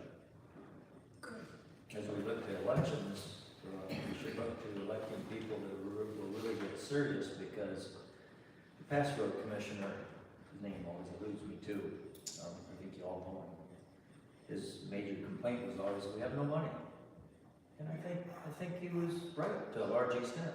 So we need, I think, more funding to us to pay for roads, or to the road commission to pay for roads. So we need the legislators that will grab that by the tail and deal with it. Well, the one thing though that I would say to you In one sense, he was right, okay, but on the other hand, if you look at 8 or 10 years ago, we have twice the state funding today that we had 8 or 10 years ago. And that was one of the things that grabbed my attention, immediately, is that we were running between a $3.5 and a $4 million fund balance at the end of the last couple of fiscal years. And I see no reason for that. Yeah, we need to have a cushion because you don't know what kind of winter you're gonna have. But we don't need to carry 30 or 40% of our budget in a fund balance. We need to put a good chunk of that money toward. But I think, and it's been brought up at the road commission meetings in the past, and I think you would disagree with me that our roads are overall in pretty bad shape. And for us to catch up, we need more money. Oh yeah, no doubt about And I don't know what you guys need, a little more manpower than what you have, because there's a lot of tree trimming that could be done, and there's just a lot of things that we're behind on, I think. And speaking of that, if you could make a note, I've taken a complaint on Kim Drive. If you go to where it turns south and the major channel crosses there, so it's one of the major inlets. On the west side of that right there is a limb that's leaning into the road with line on it. Since I've taken a complaint on it, you might send your guys out and look. of course, the state says we can't trim or cut trees on, I think it's the 1st of April to the 1st of October. But if there are safety issues, whether it's a dead tree or after a storm, or in a case like this, if there's a limb that's on a wire, we can do those types of things any time of the year. And you may not find that's the case, but if you could keep it on the list and maybe get it when it's tree cutting season. Sure. In the fall. See if it doesn't need attention, if you agree. Anybody else? The public can cut all the trees they want. The who? The public can cut the trees if they wish to. They're protecting the Indiana brown bat. That's what they're doing. I wonder if the Lake Association can know. Yes. I don't know if you know where I'm talking about, Carl. No, I don't. I'm telling you, they can't do that, they can't cut a branch. They all have boats.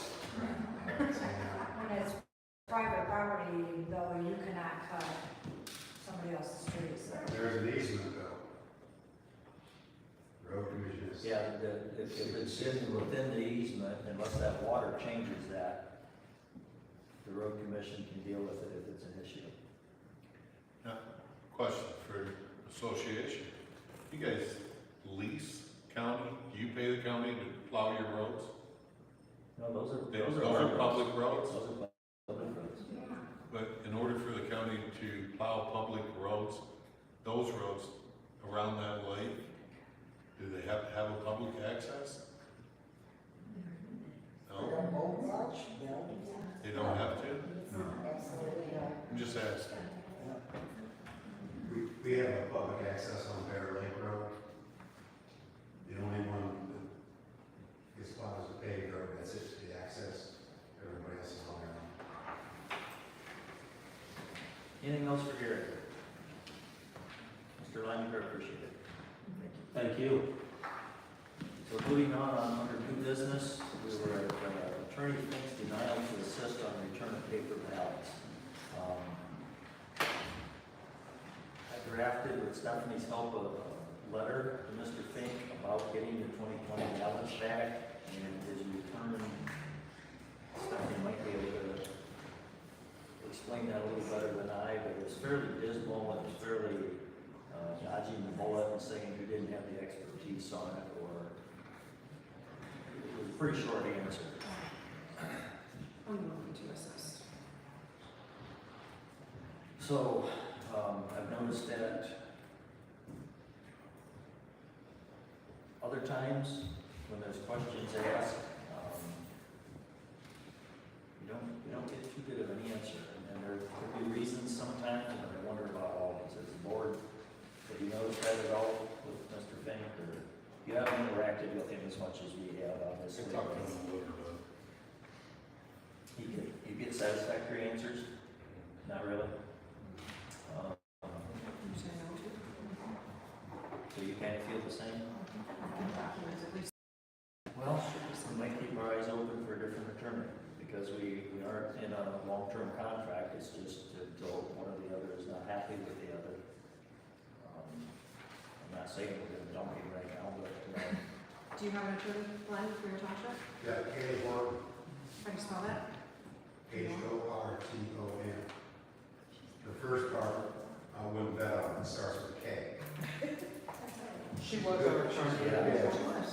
Prior to. Right. right, I was not very impressed with it. Well, she said right here, prior to me being in office, didn't say a word when the board, did an illegal meeting. After they'd been advised that they had an illegal meeting. She sat right there and let them. And she was not very good about, communications with me either, when I first got on. Which other guys agree?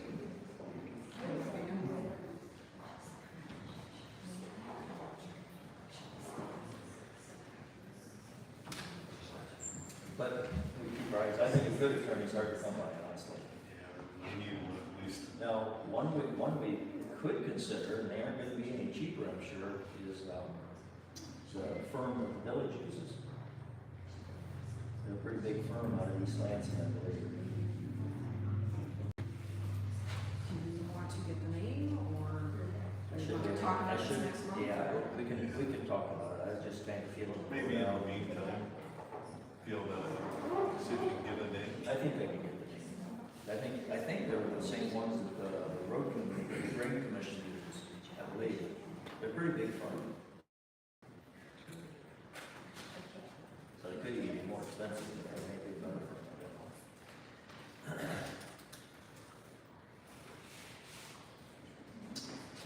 The election inspector's appointments has been done. The only thing I would say to that is, I knew about it, I didn't come to the meeting, but it would seem like the person could, maybe have a phone call or have an email drop to them. I had a note left on my desk, and of course it was posted on the windows. That's about all I have to say about that. Anybody else have anything particular there? So I think we're, good for the upcoming election that way. Does the board understand how the election commission is supposed to work? The election commission is supposed to be the clerk, the treasurer, and Well, supervisor. I noticed in you guys' meeting minutes that Michelle put it to all of you guys to vote for the election inspectors. So that's not what the statute says. That's why you don't remember. Yeah. Well, So the election commission should be the treasurer, the clerk, and the supervisor of the township. Their job is to choose and appoint, I should say appoint the election inspectors for the upcoming election.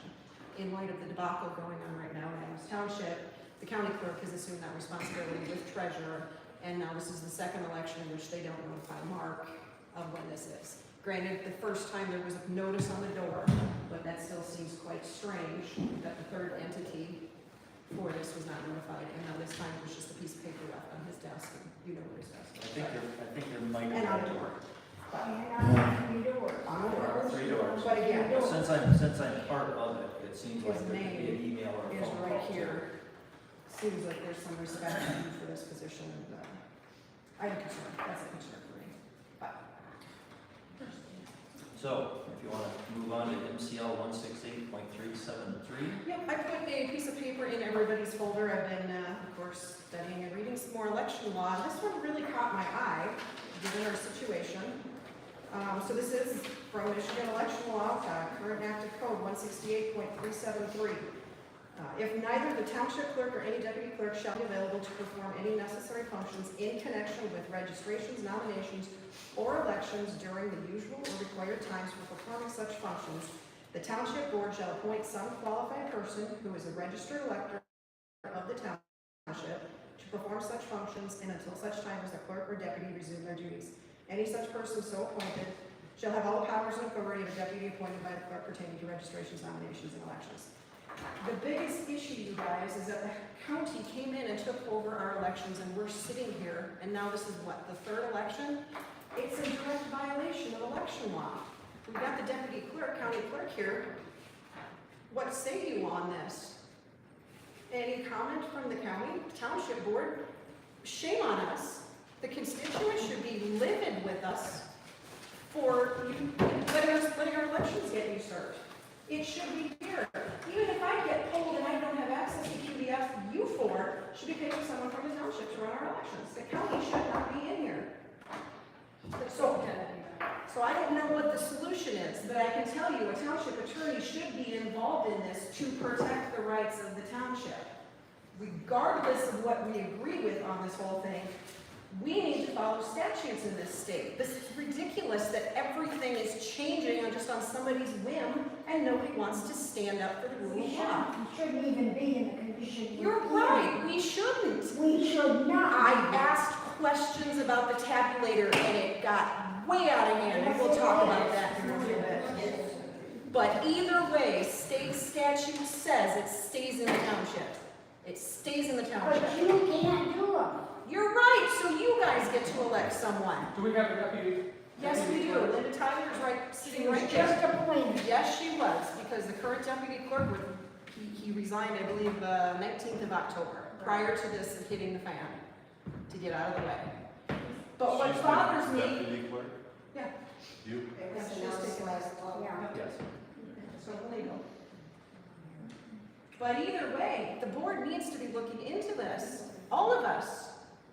We've got a township attorney that doesn't want to touch this issue. I get it, he doesn't want to touch tabulator and internet and connectability and ballot, I get that. But we've got a whole legal issue in this township that constituents should be livid about, that we're just sitting back like be the elephant in the room. That would be another instance where I think maybe let us down to some degree. I think Stephanie would probably feel much stronger. I know she does. I would say in defense of the board, we didn't know about this. No, we didn't, Until Stephanie found us and brought it to us. just like we didn't Now know that about we it do last know year. what we do with it, we can be answerable for. It's disappointing to think wouldn't have had the expertise to look into this. However, the law is voluminous and it's not his expertise, it's his defense. It's not mine either, but it is my responsibility. Let me ask you a question. The MTA likely should have known about this. We're in uncharted territories on this. Yeah, but now that you have a deputy clerk, is she able to do elections? As the deputy clerk? Okay, so you haven't had, Not yet. not the training yet, but she gets the training, she can do our elections, right? If the state allows it, that's fine. She's But I can't answer restricted. that. I know that she is restricted, that wouldn't mean that she can't, but as a deputy clerk, as her, By the statute, I'm sure. it's a question, and a legal thing that we should check in on. She gets her And then- training, and I would advise her to contact the Bureau of Elections and to see if that'd be great. I know Because that then it's that on, would put it back into township hands. right, but I don't know that it's on Linda to do that. It's up to the township board Well, to I'm stand asking. up. Yes, I agree. Because she's gonna if she be- doesn't wanna do it, it's a moot point. Absolutely. There's no sense However- going into it, but However, we need to be looking into this, and it's the board that needs to. her being your deputy, if she's willing to be certified with elections, Right. then I have no problem letting the township take it back over either. I'd be happy, actually, but if she still has to get certified and take the classes, and if that, then it can go back into the township But hands. do we have concerns a board of election and county overstepped their legal ability? No? So we just ignore something like this? Is that how this country works now? I don't know if that we knew about this. Did you know about this before you I told us? just have been looking into it even further. We didn't know. Yes, about I'm still doing it on my own, yes. But I can't believe no one on the board is as appalled as I am, that the county came in and took this over, and we didn't put up any fight.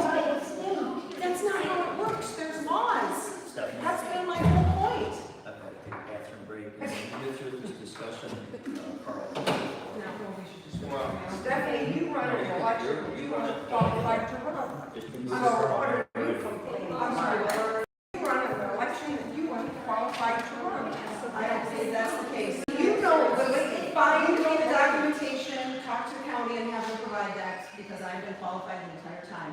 not according to the papers that you gave me, that I asked for. Absolutely they were. This is No, they weren't. It said you only had access to the QV book. Yeah, see?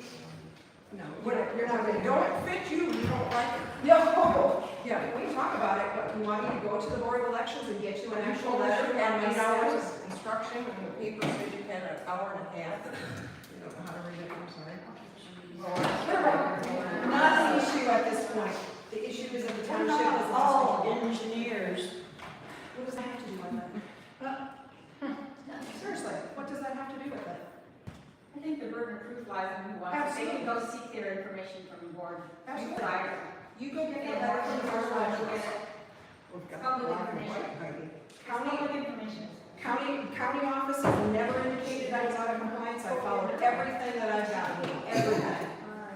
So, I just have one question, would you rather the county do come in and do it or the state? neither, it's the township, right here. Statute 168, 373. That's how our country is founded. It is founded on small local government. You usurp that, and this whole country goes upside down. We You lost. started the upside down. I asked questions. I asked a question at a board meeting on what was going on with those. That's it. And the state came after me for some For the reason. calculator. It comes to hurt. You know, actually, my point with that is, I understand that you were doing that and that, you know, your first election was right after the December 2021. But the county did not know that rule.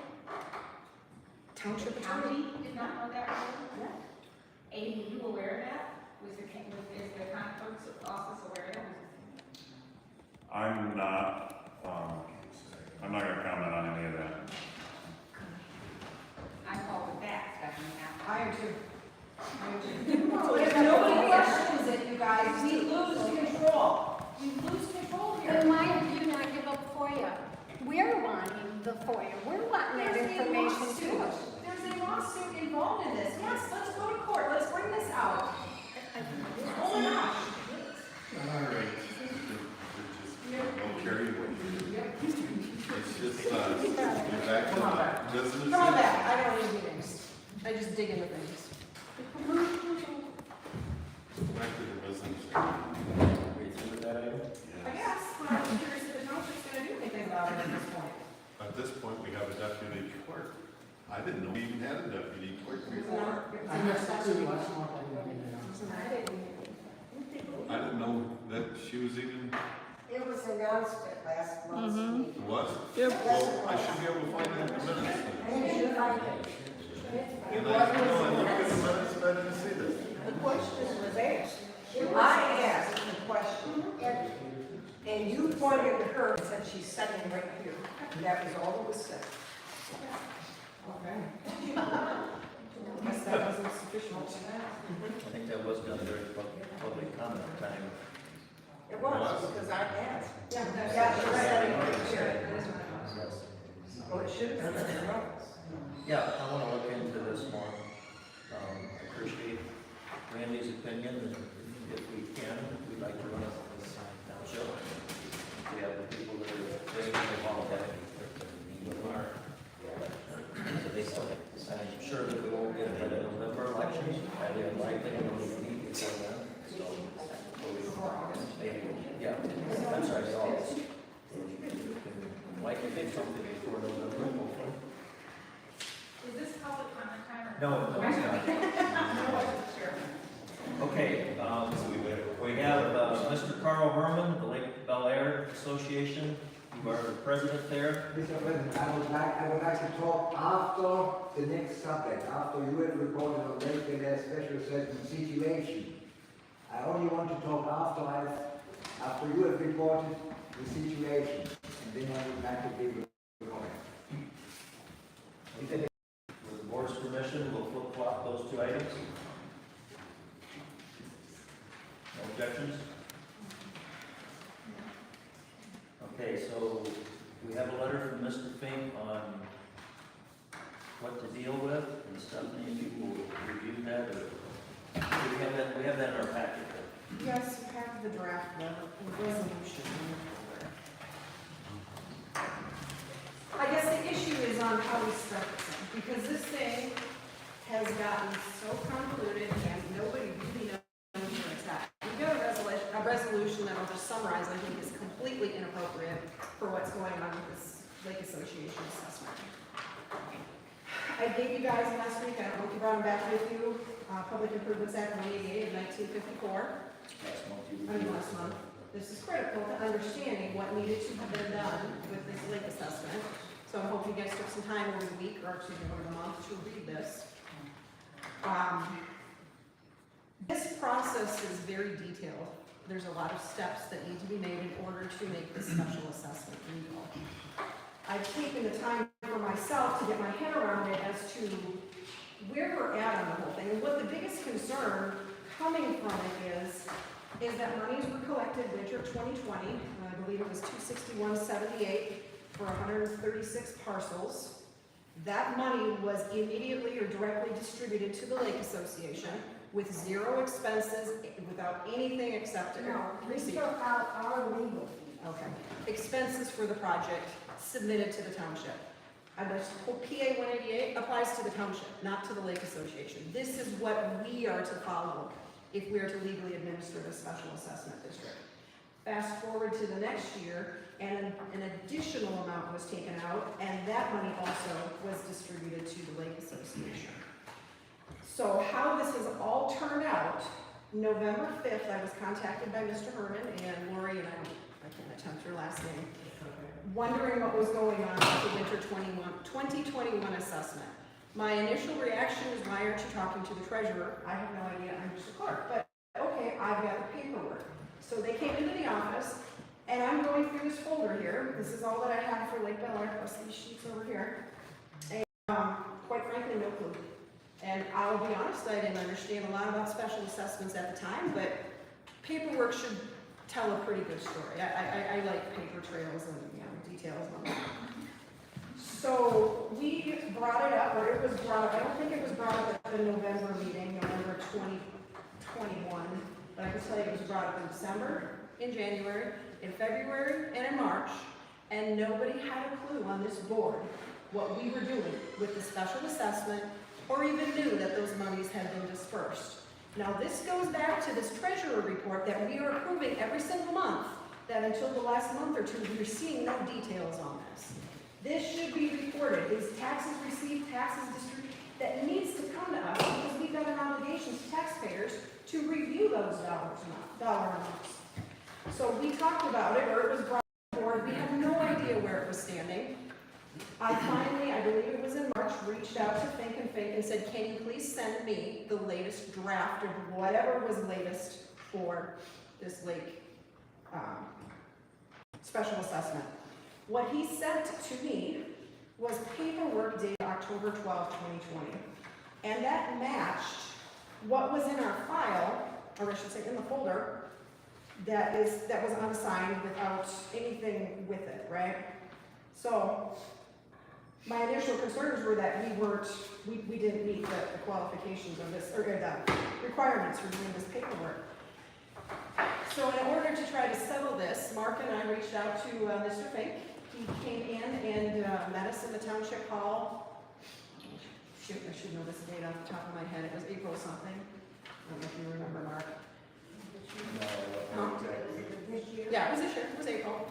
He came in to meet with us, and we were to discuss, or we were discussing where we're at with this, because all this happened prior to me coming to the board. You guys voted this in, and I'm not blaming Michelle at all. This would have happened October 12th-ish. She's in the middle of the November 2020 election. I not 100% believe there was a lot of stuff going on for her. I get it. That's not the problem. The problem is that this wasn't followed through. So if I go back through this paper, and what bothers me is when Mr. Fink was in the office, he immediately insisted that the assessment was properly done. My concerns, the paperwork's not in the folder. We don't have a resolution. So when I say the paperwork, there is a draft resolution right here. This is, like I say, the sample, this is the August one, that said you guys were gonna look into it and start the public meetings. That one's signed, there's a certificate by the clerk saying it was voted on and it was signed. So the August 29 had to do with, I had a special meeting, board tentatively declared its intention. So tentatively declared its intention to establish a new special assessment district. So that started the process. It was signed off by Michelle. Public notices were put out. I have concern on the public notice. One of the requirements, so this is, I believe, the public notice. Scribbles all over it, but I believe it's something like this. And it lists the parcels, and it says the board shall meet on October 12th, 7:30 for an assessment in the amount of $261.78 per parcel, and it's all parcels listed. So one of the legal requirements, or a legal requirement as per PA 188, is that there needs to be a map or description of the property. And that should have been prepared by Mark in this whole thing. I believe, Linda and I worked on this. We went to Nick Wheeler and got an actual map of the lake and went through and looked at the parcels and the numbers and all this kind of stuff. But my concern is this map that was placed on here, I was wondering where it came from, because you really gotta get out a magnifying glass to see, and if you see this little arrow, when you see this little line, that's supposedly where the project is. So then I get to questioning where this came from, and it came from Spicer Group. What they put in there is just their little header. So this is from the engineering group, the engineering peoples, what they put in the Those people were hired by the. I understand that, but the mapping and all that should have been done here at this township. That should have been this level on here to get into this. So this is a little dicey, and I don't know if this went in the paper and how big that looked, but that is extremely deficient. And then just keep these numbers in mind, because you know I'm a numbers person. I counted off the parcels. Is it illegal, or is it just I don't know. deficient in your opinion? I don't know. Did you provide this to Michelle? I do not believe I provided that. You needed to provide a map or a property description. This is from Spicer, so I'm guessing you We did. had property description, That's parcel- and that's I parcel worked with numbers. equalization to get that district. That's There were that's maps. parcel numbers. There needs to No, be. there were maps.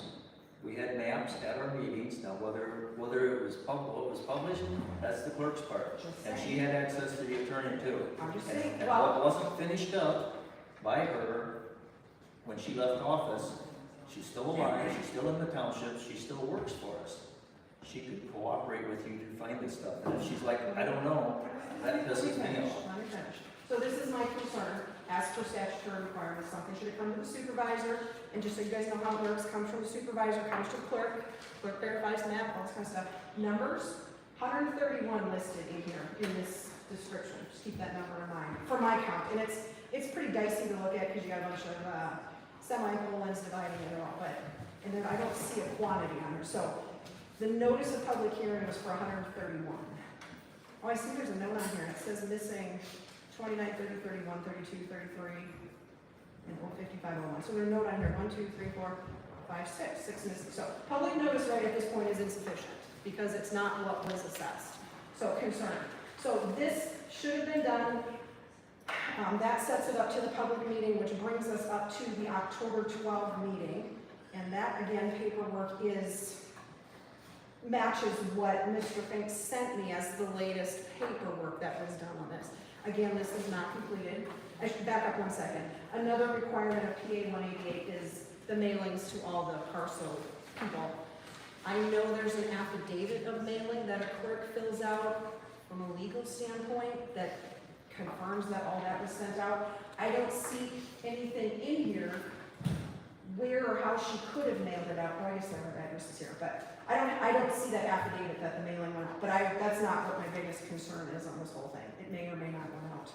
But brings us up to October 12th. You guys voted. There's a short little blurb in the meeting minutes that just says you approved the resolution, and I believe it was a roll call vote. I can hang that later, but very, very nondescript. But either way, this paperwork was not done. The certificate was not signed that it was done. As far as the dollar amount, let's put the dollar amounts on here. No, so the dollar amounts left empty. I don't believe that was listed on the meeting minutes. So now we've got this situation that nobody knows what's going on this whole thing, right? But it's still progress. progress. So supervisor should give the clerk the roll, the assessment roll along with the map, had it so it was available if anyone came into the office. The clerk then prepares the paperwork, gives a warrant to the treasurer to say, yep, go ahead, withhold this, withhold these dollars. So we have nothing to this point, nothing. Somehow Nick Wheeler at the Board of Equalization was given a dollar amount, $261.78. It was withheld, or I should say it was collected. Again, then it was immediately dispersed. Another requirement is to report the delinquencies. We didn't have any of that, nothing of that was ever presented. And then we progressed forward and did it again with zero paperwork because there was nothing even in the draft in regards to the maintenance on this. Nothing was done at a board level to make any kind of agreement on that. I also remember listening to you guys were going to withhold something just for the board for administrative. So that's another one that never got into any of this. What ended up getting out is an email, and this was provided by Carl and Lori when they were in, and it's an email that came from them to Patricia, and on it lists the dollar amounts, and there was a quantity of 137. Here somewhere. And that email is what went to Nick Wheeler for the winter 2021 special assessment. Now keep in mind, this money that we're assessing is at the power, a lien against the property of these people if they don't pay it. So it's not just this willy-nilly, hey, let's collect some funds and have some fun with it. So we've now collected 35,000, top of my head, it's 35,000, and then the second one was $5,000. With all of that money dispersed back to the Lake Association. Out of our control. Should have been segregated in funds, expenses should have been submitted, we should have been managing that project. Submission from those guys. Huge concern. So, when I brought that up with Mr. Fink at our one-on-one meeting. I asked, he tried to convince me, or he was trying to tell me the first one is acceptable and legal. I said, if that's the case, I want to have something in writing in the township, especially since I was not there. If you believe the first assessment was done complete, he didn't look at any of the paperwork. He just told us it was sloppy, it wasn't an A paper, and it was sufficient. I asked him for something in writing. His response was, well, to you or for the public, and obviously for the public to define what's going on. Never got that. He showed up at this board meeting, and if you guys recall, I asked him the question, what's the liability of all this money having left the township under no authority of our own, and he wouldn't answer a legal question in a public arena. So now, fast forward, he was going to draft, and he drafted us a resolution that bothers me quite extensively based on what he is attempting to, this is the email I went to him. Okay, I'm going to use yours, Mark. So I want to point out this resolution here. This is the draft he sent us, and this is from his interpretation of our last board meeting. And I'm not going to read through it all, but he's basically saying at this meeting, July 11th, members present, the following preamble and resolution were offered and supported. It lists the parcels, and to be honest, I did not count these ones. I'm going to guess they're the 136 that meet that match the special assessment roll. Oh, I was going to point out the email in question. The writing on there is saying that there should be 137 parcels. So now we've got 131 on public notice that actually has a note of 6 missing. 136 were special assessed, and for the maintenance one, the suggestion is 137. But I believe 136. Newspapers should be 137. This comes from Lori. Okay. Lake Association treasurer. So where that came from, but either way, we've got numbers that don't match. So again, I have not counted these numbers on this resolution to see what it is. But where he's stating the facts that the Board of Trustees on October 12th authorized a special assessment, which I would argue we did not. We did not legally complete the paperwork, much like this zoning issue. Whereas the Township Treasurer collected the special assessments and distributed the funds to Lake Bel Air's Property Owner Association for the purpose of constructing a sediment reduction facility. We'll maybe go back to that early beginning of the process of this whole setup in a minute, but Whereas the township assessed a maintenance assessment against the same parcels totaling, and that's the 3704. Whereas Lake Bel Air's Property Owners Association has determined that completion of the facility is not feasible and requests that the township rescind the special assessment. This, he's drafted in there, it's going to depend on what Carl says when he speaks after this, whether it's actually going to be rescinded or not, the special district. Whereas this is last month's meeting, this is Fink's interpretation, that we were going to terminate the October 2020 special assessment. We were going to declare the second assessment collected to be invalid. And then he writes in here to request Lake Bel Air's Property Owners Association to provide an accounting of all funds delivered and spent in pursuant of the sediment reduction facility. Yes. Request that Lake Bel Air Property Owners Association return all unspent funds provided to it by the township for the sediment reduction facility, return all funds from subsequent assessment for maintenance. Dicey language, I'll come back to that. Direct the township attorney to prepare a resolution to accomplish this, and that's what this is. So now then the language goes in that we, now therefore be it resolved by the Adams Township Board that all those parcels that we're talking about terminates the October 2020 special assessment.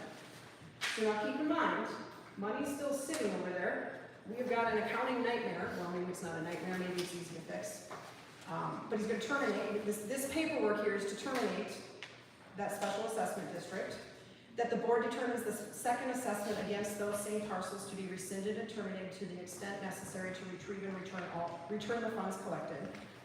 That I believe is okay, the language is because we passed nothing on that one. Be it further resolved that the Lake Bel Air Association is requested to provide an accounting for all monies delivered to it by Adams Township for the sedimentation and reduction facility and to return all uncommitted funds, including the second assessment distribution for maintenance for the distribution to the affected parcels. My problem here is the money is sitting over at the Lake Association, and this language, they get to decide what are acceptable expenses for it, and they'll return the difference. I have a huge problem with that. I believe all money needs to come back, and then those expenses get submitted to us, and we follow the proper protocol on this. Well, they've already paid some probably. We need to start from the beginning on this whole thing and make sure that we're legal on what gets paid towards this project. Could we possibly have them refund everything they haven't spent and submit the bills for what they have spent? No, that puts it, and approve that? no, that puts it all under control. All this money, we need an account. We don't finalize this until that's done. I understand, but it should just all come back for clean purposes. Because I believe we need to go back, and if we're gonna set this up and leave it up, or maybe it's just gonna rescind, we don't have the paperwork that's even in place. We need to get the money back, get the township back on its legal ground on this money and the fiduciary responsibilities of it, and then we'll move on and figure out what's from there. And then just blah, blah. Further resolve, the supervisor, clerk, treasurer, and township attorney are authorized on the board of trustees to take all necessary steps to implement and complete the objectives of this resolution, that all resolutions, motions, or directives in conflict with this particular resolution are hereby rescinded. So, it bothers me that a township attorney is advising us to not collect those funds back and do a true, proper, and correct and legal accounting trail for this sediment reduction plan. Or I should say, I'm sorry, for this special assessment district. Does that make sense, the history on this whole thing? The other part of PA 188 that should be addressed is when this all gets going, right? When they started coming to you for setting up this special district, it's very clear in PA 188 that there's steps that they needed to do first on this whole thing. And part of it is this petition. And this petition language is going to come into play on this whole thing. And I read it for you guys last week. That it has to do specifically with constructing a sediment reduction facility to capture the sediment in Beauty Creek prior to reaching Lake Bel Air. Excavation, state lake stream, removing trees, lake stream, all in accordance with MCL 41743, public improvements, blah, blah, blah. Very specific. This is for the project. That's what the special assessment was for. For engineering costs, to see if the project would work. That was all done prior. It's for the project. And it is my belief 100% that we need to collect all monies back And then we'll take the bills or whatever they want to submit as costs towards this project and determine the legality of them as per PA 188. Well, that doesn't seem that reasonable.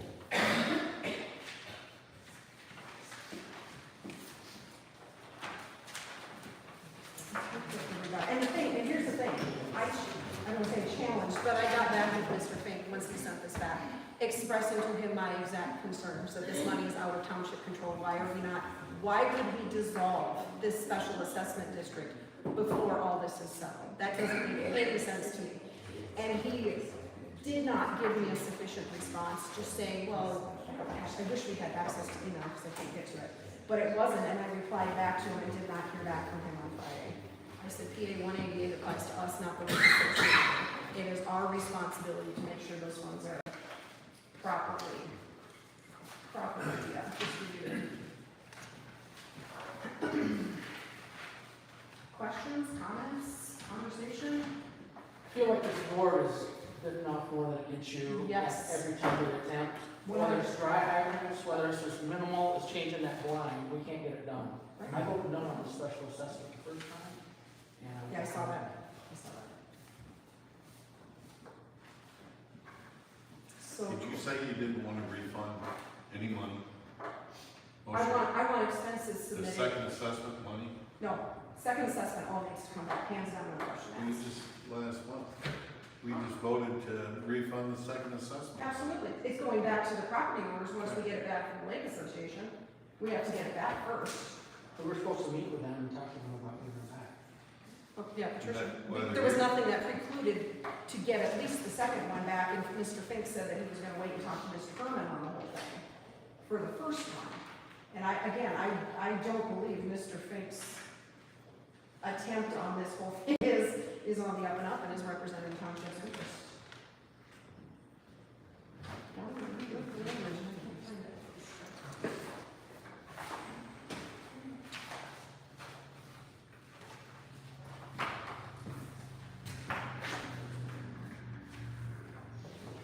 Did I catch everything?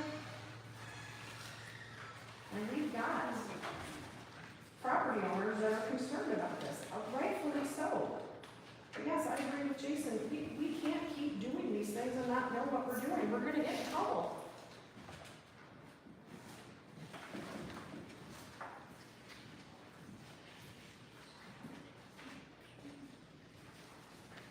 Are we ready to hear Mr. Herman? Still waiting for something. I was just trying to find my proposed language to Mr. Fink, but he did not respond back on. Oh, there it is. So taking the place, the first one, I believe, the first, now therefore be resolved, should actually read, now therefore be it resolved by the Adams Township Board of Trustees that upon the completion of proper and compliant accounting procedures for the initial assessment, collection, and disbursement of $35,602.08 made to the Bel Air Lake Association, the Township Board will hereby terminate the October 2020 special assessment for the following parcels. So, we want the money back before we're going to terminate this thing. Be it further resolved that the board determines the second assessment that the second assessment against those same parcels to be rescinded and terminated to the extent necessary to retrieve and return the funds collected, including the delinquent payments, because there was additional funds sent to them on top of the second assessment. No, there wouldn't be, because they'd be coming up this July. I assume you're gonna hold. Just got the check. I assume you're gonna hold those delinquent Yes, ones? I am. Okay, good. But there were delinquents on the first one. Yes. Be further resolved, the board determines that the entirety of the first assessment fund should not have been distributed to the Lake Bel Air Association. Hence, the Lake Bel Air Association is requested to return the entirety of the winter 2020 assessments, including any delinquent payments received. The Lake Bel Air Association may then submit proper and complete documentation of expenses incurred for the originally proposed project. The board shall determine and vote on qualified expenses as per the circulated petition and appropriate paperwork. The board will then authorize the treasurer to reimburse Lake Bel Air Association accordingly. And then nothing in the books. So that's my writing, that I was hoping Mr. Fink would sign off on or comment on to make sure it complies from a legal standpoint, but that's what I believe needs to happen with this, to protect the board. It's been going on the last few years. Can I have a copy? Cheers.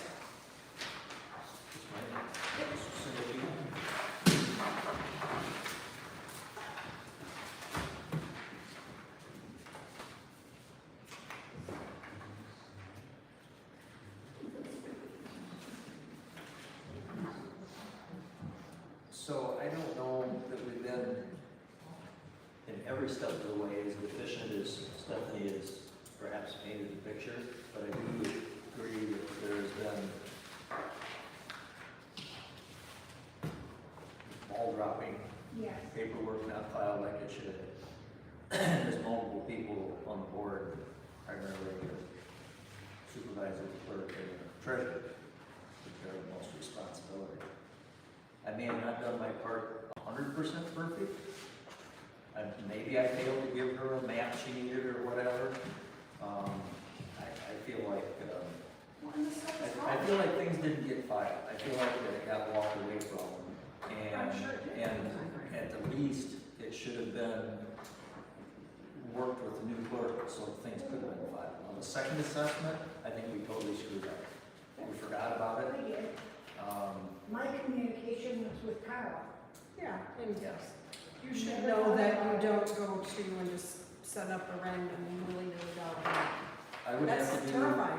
I would have to do more investigation to know if I concur with you on their original petition and what this, funds can be used for, because I was of the understanding in my mind that it could be used for the engineering.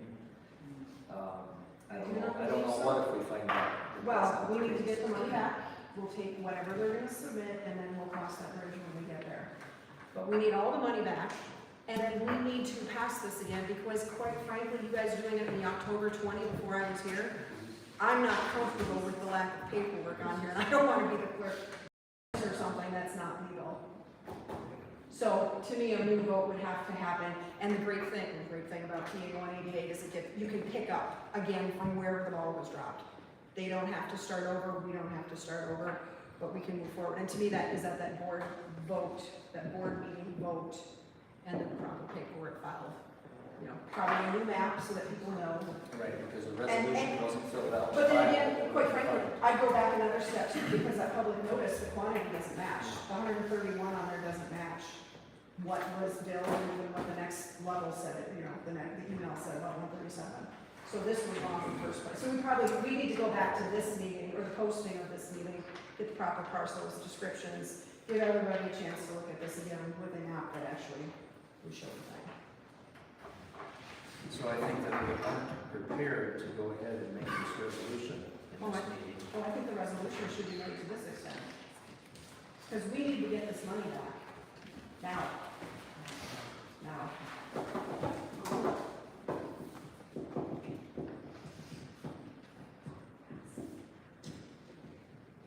I reckon we can, we have a majority vote. I don't even know if we need a resolution to get the money back. The treasurer should be directed to get the township right We back don't into our even, custody. we don't even really have a very clean copy of the resolution, do we? No, well, just the only thing I changed was the fact, actually, there's three She items. did pick up. I copied it, crossed out, so you can see what I crossed out from his, and it would be very easy to create a clean one. Because what he sent anyway doesn't have any of the dollar amounts or anything for that. But I can tell you what they are very quickly. But I don't think we need a resolution passed to get the money. We get the money back, make sure this resolution is airtight, language-wise, and then next month when we meet, we have the money back, then it's gonna be based on what Mr. Herman says here after this, what the Lake Association is doing, and if we even wanna take on a special assessment. Because to me, we're in way over our head, shouldn't even be touching it, but that's my opinion. Well, I think that problem may resolve itself based on my prior conversations with Mr. Herman. Did you want to comment on that before you have the floor? I would like to just make a few comments.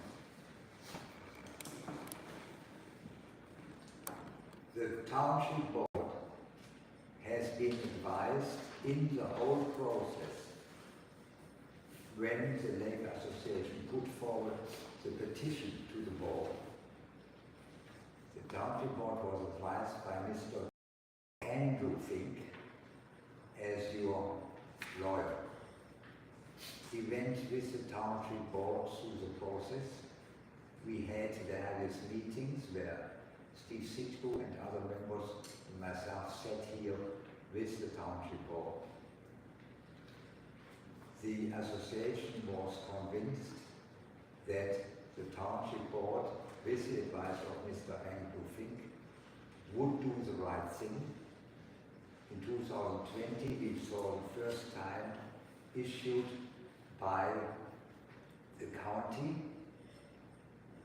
on the winter tax bill the total amount for the planned project.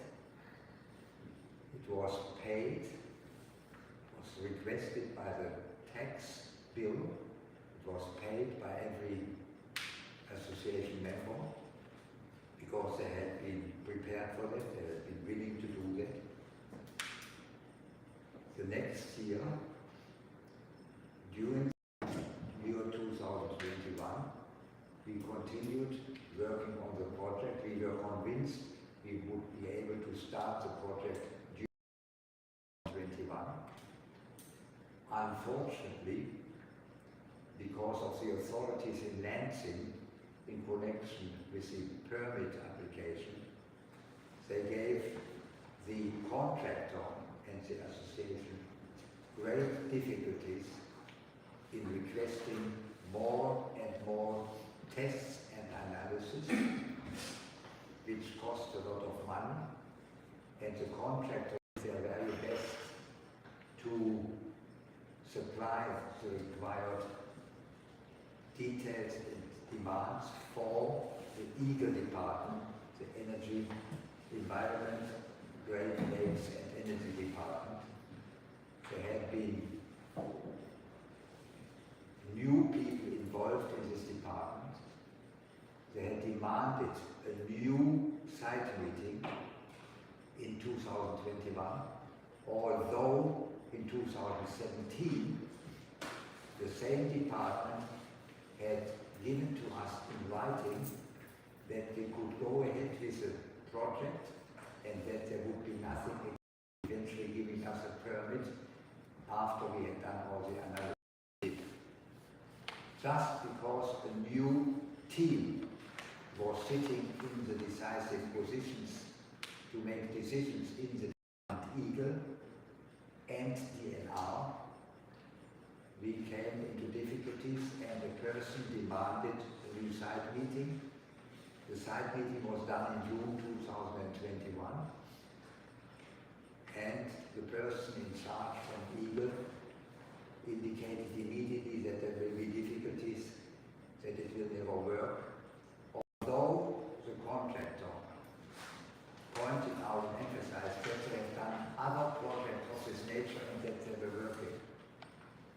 We went through step after step and we were extremely surprised when in end of February 2022 the department told us that they wanted to have more tests done. We discussed that with the contractor. The contractor indicated an amount of $45,000 for more tests. The board and the management for that project of the association came to the conclusion that we should consider stopping the project. We took our last chance and asked our state representative to possibly discuss this matter with EAGLE. Just by coincidence, the state representative is Andrew Fink, the lawyer who represented the township and who knew the whole project inside out. And he wrote a letter to the EAGLE department and explained to them and asked them why it was necessary to go any further, whether they couldn't be lenient and just give us the permit. They gave a reply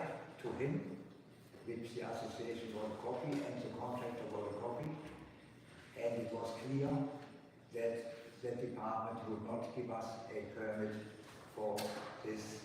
They didn't say it directly, but they indicated that the project was not a good project and would not be preferred by either, and they suggested that we should look into other matters and should consider dredging. I don't want to go into detail that the Lake Association has done 3 attempts for dredging since 2002. Anyway, the board and the management team came to the conclusion after we had heard that we stop the project and we leave it. In the meantime, we heard that you, as a township board, had a new lawyer because the original lawyer, Mr. Andrew Fink, does not practice anymore because he is a political involvement in the state representative. Therefore, you appointed Mr. James Fink as your lawyer, and I discussed with Mr. Mark Nichols what was going on in this respect, and he said Mr. James Fink will represent us and give us some help. That is what I know about it.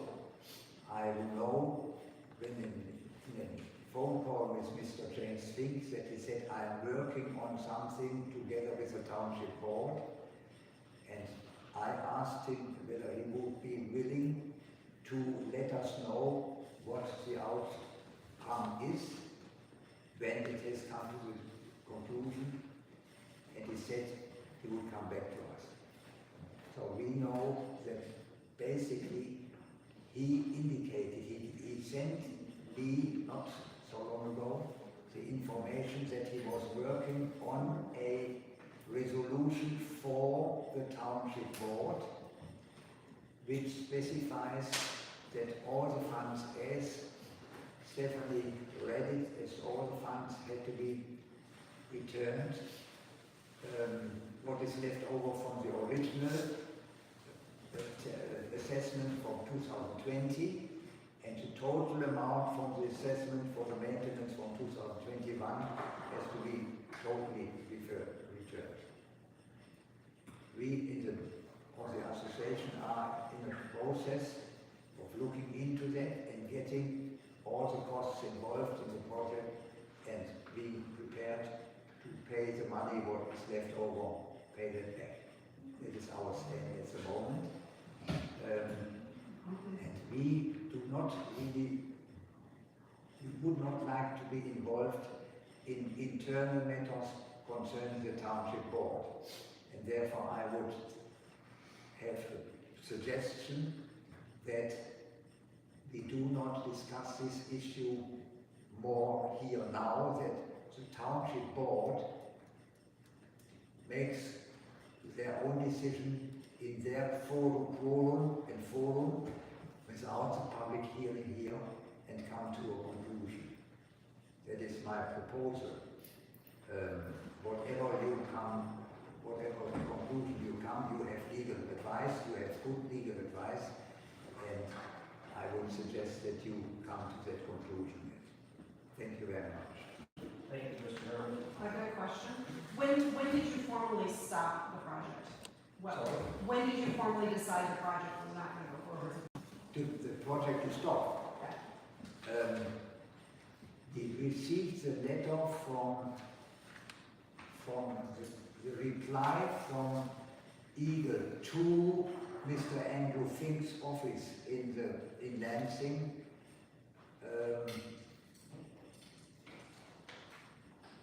3 weeks ago, approximately. So, I was overseas until I came back on the 16th of June, and during that time, the correspondence between state representative and Eagle went back, and I only got the reply, the copies from that shortly after I came, 2 days after I came back.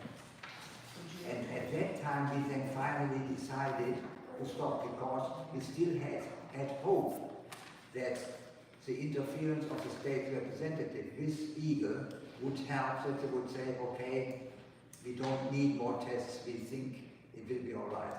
Because in February, when the public hearing was announced by Eagle, we were sure in the association and the management team that if there is no real concern from the public about the project, that they would give us the license for the project. And then suddenly came the turn that they said, now we discussed with the DNR and they want to have the muscles tests and all these done and so on.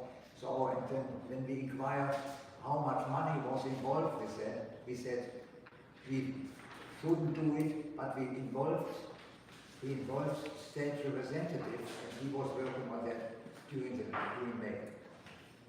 So basically we have in mind to officially tell the association members on our annual general meeting on the 13th of August the situation, what it is, and we wanted to wait until we come to this meeting and see what your legal counsel has given you for advice.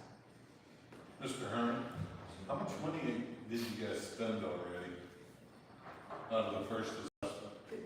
I'm the treasurer. Okay. This is our treasurer, Lori Minkowitz. She can answer the question. The association has spent $27,000 so far. And I guess my question to the board, or really my request, is that you don't vote on, you have two different resolutions that you're discussing. And I guess I would like you to consider not voting on either resolution tonight, or to vote on the attorney's resolution, because Stephanie, I also read Public Act 188, and I don't see that the act says that the funds need to be returned, because this isn't even addressed in the act. So from a liability standpoint, you probably ought to go back to whoever your attorney is, just to make sure that your undoing of what the first issues were is correct. I have an accounting of this. I appreciate Linda Tyler's opinion and your opinion that engineering isn't part of the project, but I'm a CPA, from a generally accepted accounting principle standpoint, you can't just have an excavation. There's permits, there's engineering. There has to be engineering. You can't just go dig a hole without going through the entire process. So you can't say that the only thing that the assessment was for the backhoe, because it's just not going to work. It's a project. Anyway, so my request to you guys is that you either don't vote, or that you vote for the resolution that your attorney has said is the appropriate resolution at this time.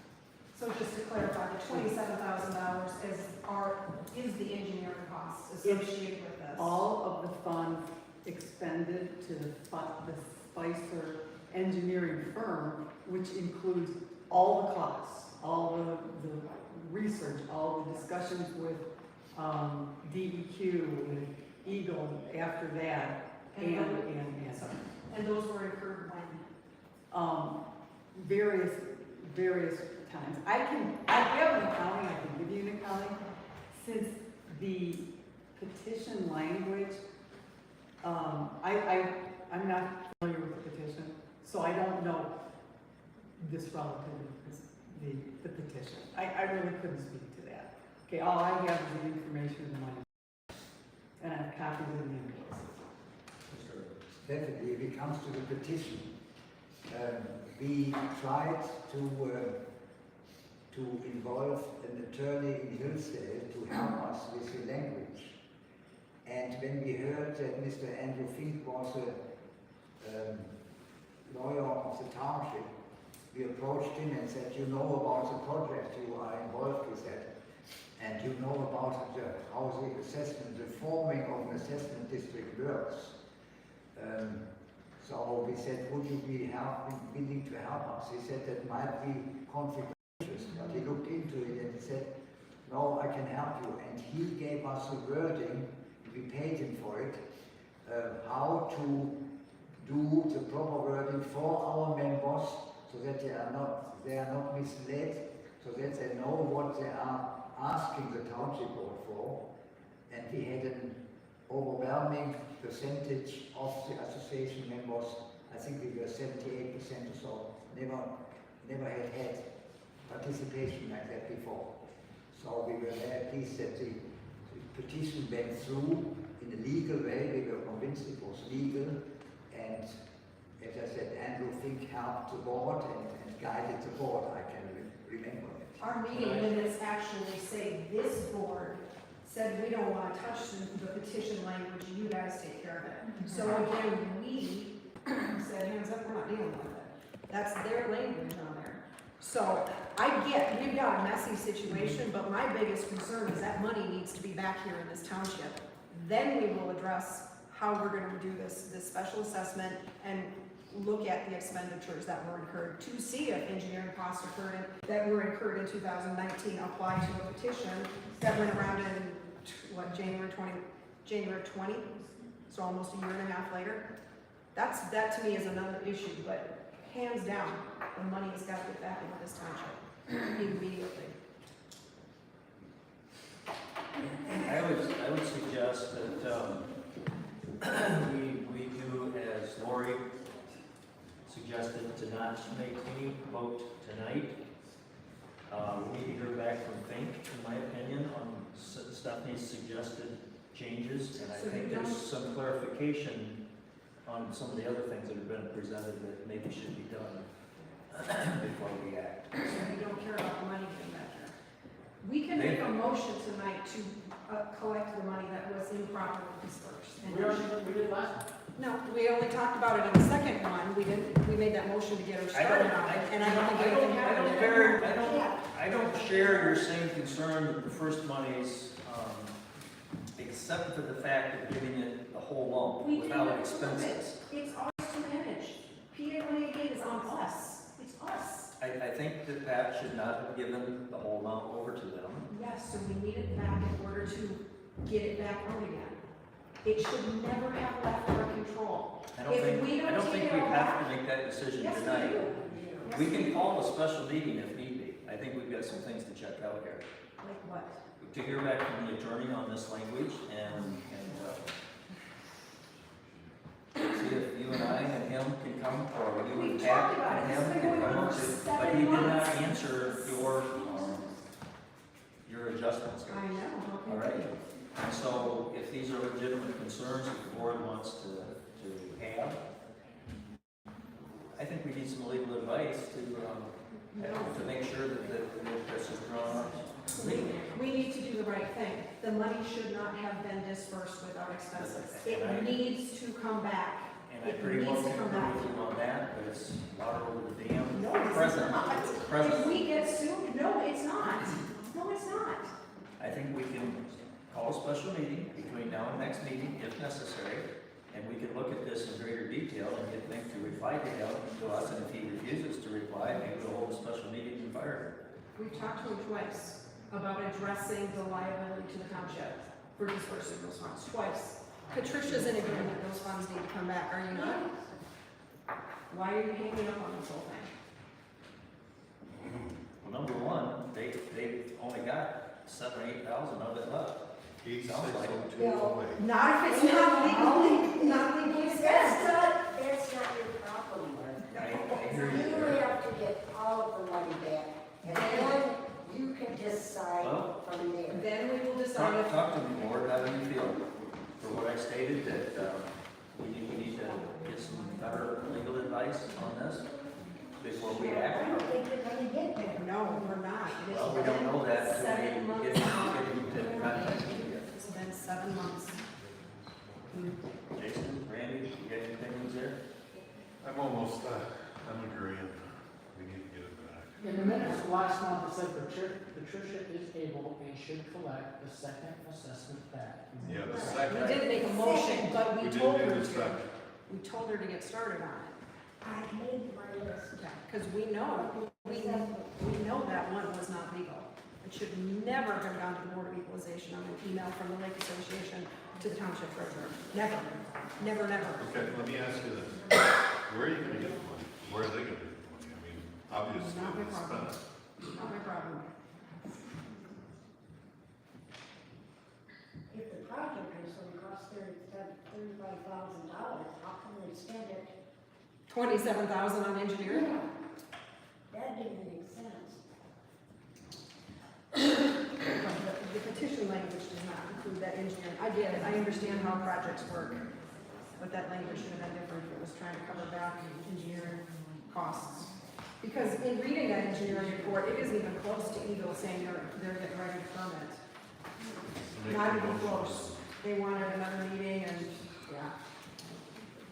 It wasn't even close to it. Well, I think the red check one of the worst, Seco came in here, no, not Seco, Spicer came in here, and it was all go. Yeah. I mean, they gave their presentation and it was, I give them an F on understanding how permitting works. That's always the hang up on construction, always. But I don't know if there's another way around it, really. No. No, I understand that. I understand that.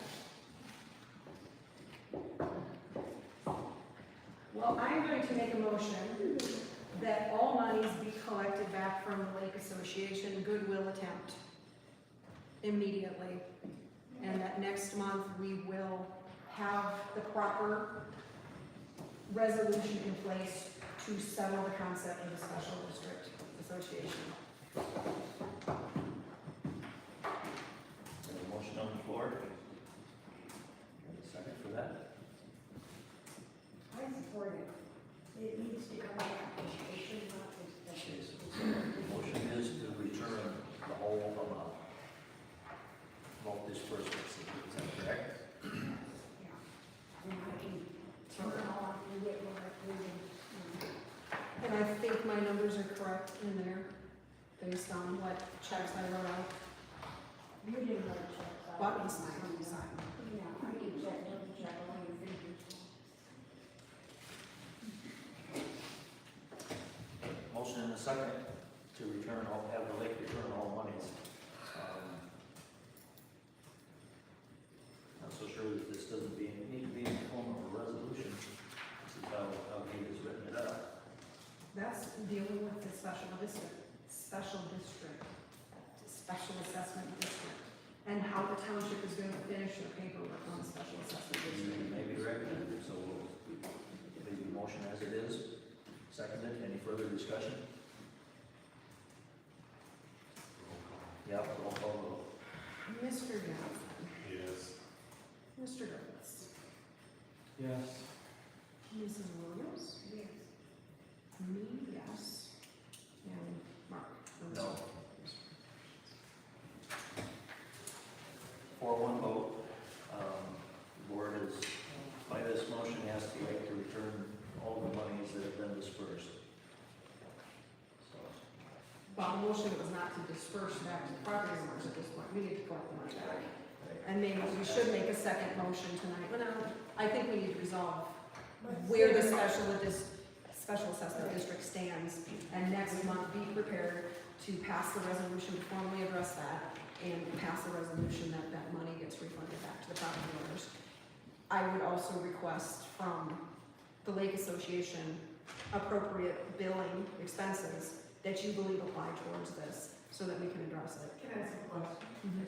So how are you going to determine what's appropriate? Oh, we'll probably have to get an attorney involved in that whole thing, and deal with petition language and such. Why are we going to the Lake Association for our mistakes? Well, we need to get the money back, but if we do owe them something from that first assessment, I would like the expenses sooner than later, so we can start looking into it, so that we don't have to wait another month to lay this out. Stephanie, what is the normal process? What process do you use for the dam is a special assessment district? So what process do you use for, or does Patricia use? Because I'm not familiar with your process for. That is all done through the county drain office, and he has the authority to assess for the dam. Okay, so you That was done, that's court ordered, that's nothing to do with us. Okay, so, because I was gonna say, how do you approve expenses for that? Because at this point, I'm trying to understand what you're going to consider as a valid expense, and how would you determine if it's valid? Well, I assume you're gonna submit your 27,000 that you believe is a valid expense. Yes. So we will take that, in my opinion, get some expert opinion on petition language and whether that includes something that was done 2 years prior. If you have additional expenses, please send them to us so we can get this resolved. But I don't believe that it should be sitting with you guys to decide and then you send the difference to us, because that has no transparency to us or voting authority on it. So. I will meet you anytime in the office. I can give you a folder of copies of all the invoices and reconciliation right now. Oh. Yes, Mr. Herman. I have the feeling we are rushing this process because we are in an emotional situation. Your legal counsel, Mr. James Fink, is your attorney for the Township Board. He has given a recommendation, and I would strongly suggest that you discuss this recommendation of your township lawyer amongst you as a board, not in a public meeting. Can't do that. And sort out what is, whether you agree with that suggestion from your legal counsel or not. That you do not do it in a public hearing right now. Put your heads together as a board, talk about it, and consult with him, and see what is the right thing. Well, we can't as a whole board have a closed meeting, except for very specific circumstances, and I expect this isn't one of them. However, Pat and Stephanie can meet with the attorney, Stephanie and I can meet with the attorney, Stephanie and the trustees, any two of them can meet with the attorney without having a regular meeting, but except for the special reasons for holding a closed session, they have to be a public meeting. But my vote was no tonight because I'm not yet comfortable in asking for the whole thing back at this on where we stand. That's why I suggested consulting with the attorney and calling a special meeting, which could be called in pretty short order, but the board today, so. Well, if you guys submit the expenses, we may need to do a special meeting to go over it based on petition language. So the sooner you get us that, I'd like to have a resolution by next month on this. I'm disappointed that Mr. Fink, for whatever reason, didn't reply to Stephanie's concerns here for suggested differences, but that is what it is, and maybe he had something happen that he couldn't, I don't know, it was Friday. But I'm gonna go back to, we have got to know our jobs. We have got to read the statutes, we have got to come at this educated. We cannot rely on someone else, otherwise we've got attorneys outside our township running our township. We've got to put our heads into this and not just defer it all the time. Trying to read the law. But we don't all have the time and the comprehension, and we don't know what all the law is. That's why we rely on attorneys. It's our job. And if the attorneys don't do their job, we can look for another. It is our job. Okay.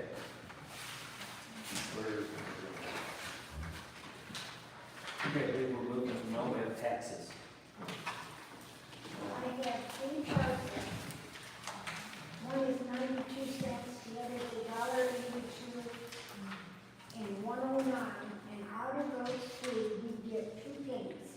Now, it costs me $50 to send the tax bill, 50 cents to send the receipt back.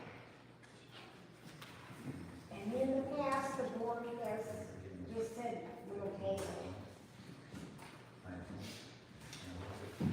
Rather than I would vote no, that our books should be to the penny and from an accounting standpoint, and get that. And I'm a little bit concerned too about what's the technical thing to do here. What Pat is suggesting, it was just our money and no law is concerned, seems logical. But I am a little concerned. I'll make Is it it $2. legal? I think the books need to be kept accurate.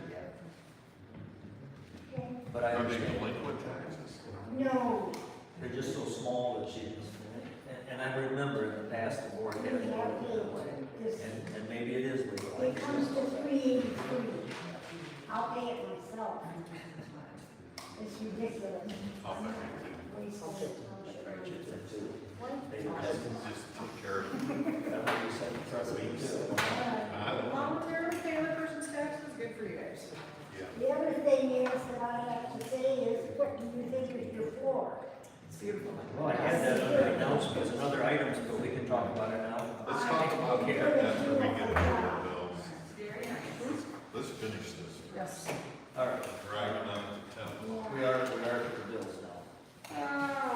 Here's your check registry report of checks written this month under the general fund, $11,813.81. Can I ask, have we still not received the bill from the attorney? No, we have not. Why And not? I've asked him about all I'm gonna ask him. Why haven't we? I don't know, he says he can get it around, and he hasn't built it. I don't think that we should wait on a whopping. Oh, I agree, but if he's calling them, I've What do asked you him do? and asked him. Now, is that the total Said he bill did it or is that the cemetery? that's, no, I'm sorry, that's just general fund. Cemetery is at $3,466.99. Mostly for mowing and food donations. Easy month. Okay. So you're voting on 11,813.81 right now? Okay, motion to pay that? I make a motion. Thank you. Second? Support. Thank you. All in favor, aye? Opposed? Carried.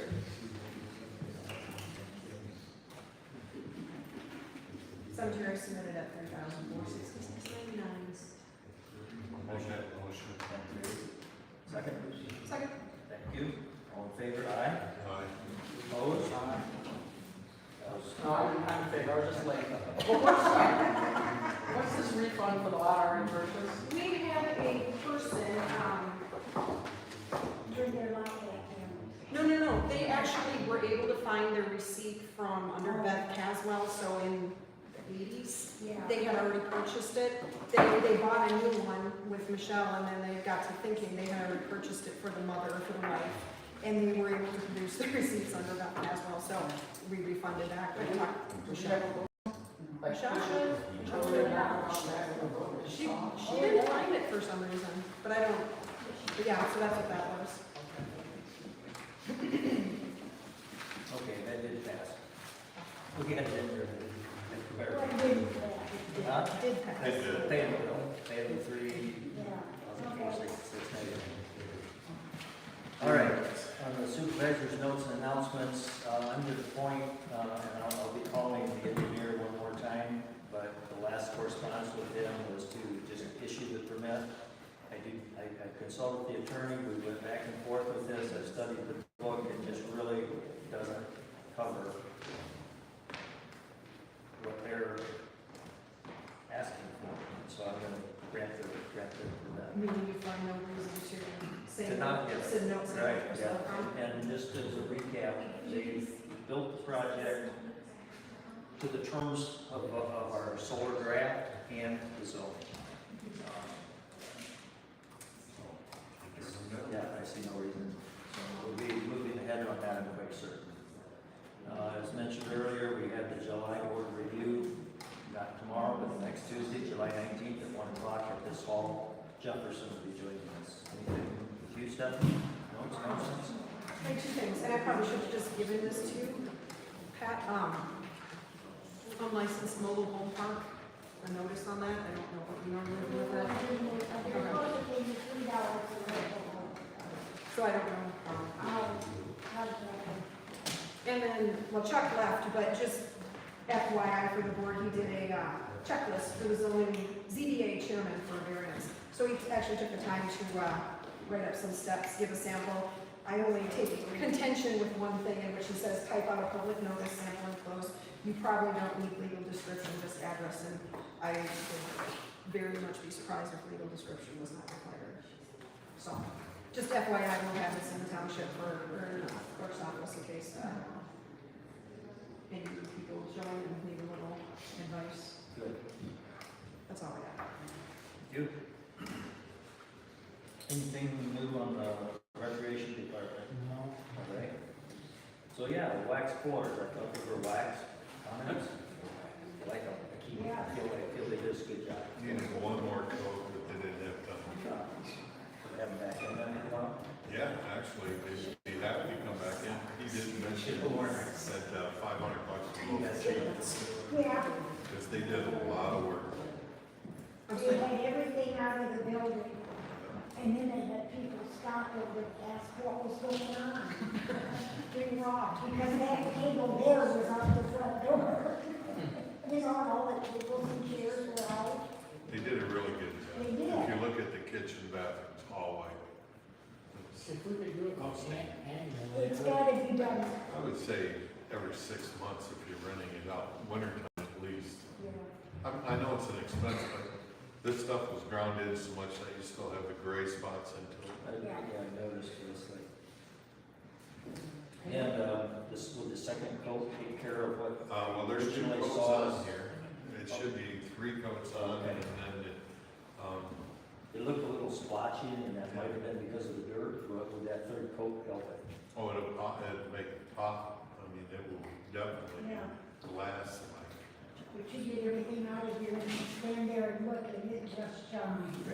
Oh my God. Yeah, they did a good job. Yes, they did.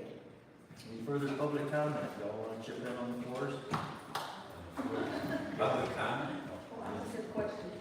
Mark, are you going to, next month, bring the process, how to eliminate the zoning to us and talk about it? Do you know if you have a petition? Do you know if you as a board just can make a motion? Or does it have to go to a vote of the people? Will you be able to tell us all that next month? It does have to be heard by the planning commission. There does have to be a public hearing. It doesn't necessarily have to go to the people. You don't have to have a petition or anything like that up to? No. Okay. It probably, somebody could present a petition that way to the board, and the board would consider it, I'm sure. Others? Before I left tonight, I had a call from a family that had gotten their mail today, and in that mail was, an advertisement from the Hillsville County Republican Party, supporting Meckley and Heidi and Mark, and it said, Amboy Township, it listed Adams Township, different townships that were supporting that. And if that's coming from the township, or the county Republican Party, I don't think that's true, because to my knowledge, not everybody in Adams Township is supporting 3 people. Did you bring it in? I didn't get it, oh, I might get it in the mail the next day or two. They just need to take a mail. Yeah, I have no knowledge of that. I know what it is. It didn't say the township, it just said Adams. Yeah, Adams. Adams what? It had Adams and then it had. Amboy and listed different It didn't say townships. the township. Well, what is it? Yeah, and they said she knows about it. What bothers me, I guess, is this advertisement coming out of a Republican Party in Hillsville County, and one of the officers is a fellow. Call them. Give them a call. Talk to them. Not us, we didn't, as far as I know. Talk to them, what's on the party. Tammy, did you say you know about it? I know where it's telling for each township or city or whatever, who the Republican Party is supporting. That's why it says Adams Township or Amboy, because each district has a little different people running for office, Right. especially with the redistricting. So I'm not a part of the Republican Party anymore, but I know what's going on. They're trying to tell everybody for each specific district who they're supporting. So they don't like you three. It's Yeah, just, but it's they're coming endorsing, across. are they officially endorsing what Yes. it was that they were The talking about? township is supporting, No, they're saying for Adams Township or Adams, this is who the Republican Party wishes you would vote for. So I haven't gotten mine yet, I've seen them online, that's the theory behind it, and if it's confusing, it's confusing. That's I- It's a real problem when the Republican Party goes ahead and starts endorsing people before the primaries. Yeah, That's a right, foolish thing to do. yes. And then they put Trump on there like Trump's backing all of these people. They're splitting the Republican Party, that's a shame. Well, I got a thing to do it today. Somebody had to do something, the old people weren't doing it. We over for. So they should put all the. Are we done with the public comment? Not quite. Yeah, I have one public comment. Well, actually, two real short things. I just wanted to ask Pat, when the election board made contact with you about the meeting, did they email you, call you, personally tell you, or how did they contact you? I went to the courthouse for something else, and that's when I got told. So they personally told you verbal, Yeah, mouth to mouth, about the meeting? and then I had to take some stuff in there, and they handed me the notices to post. I don't do any of that. I know, I just wondered how they had contacted you as well. Just the vote. And then, just a spot of information for people who don't believe it, who believe that our voting machines are, 100% non-hackable and perfect. CISA just released a much anticipated report on the voting machines last month, and it revealed the software is exploitable and attackers are able to insert malicious code and alter results. And this CISA is the Cybersecurity Infrastructure Security Agency of the federal government. This is a report based on the Halderman report that a Georgia judge sealed the Halderman report so that the public could not see it, but CISA did release a report, their own report on the Halderman report. So if you don't know anything about that CISA and Halderman report, you can look that up. But clearly, these machines are subject to outside influence. yeah, add to that. No matter what the machine does, we have a paper ballot that can be counted afterwards if our clerk wants to do that. Janice, you don't get it. They can go in and internally switch and move things. I didn't understand that. We have the paper ballots that can be counted, and our clerk has the right to Can you do promise that. that the I paper do ballot not. is what That's the problem. I do not. Yes, you do. This gentleman removed Oh, that from no, my no. office illegally. You had plenty of time to talk to last one before that was done. There's more than we have an election coming up, and if you don't believe it, you can start counting votes after every election, because there is a paper ballot. So you just, Janice. Just a minute, hold on. Not the dialogue between each other, okay? Mr. Next topic. Okay, so the zoning issue is gonna pop up again, it sounds like. So I don't know what the philosophy of the board is. Now, I just heard Mr. Randall say, he's been involved with that board for 30 years. And he's never had to deal with an attorney on a zoning issue, did I hear him right? So I know you've got your concerns about it, but boy, that seems to be testimony that zoning is not that big a problem.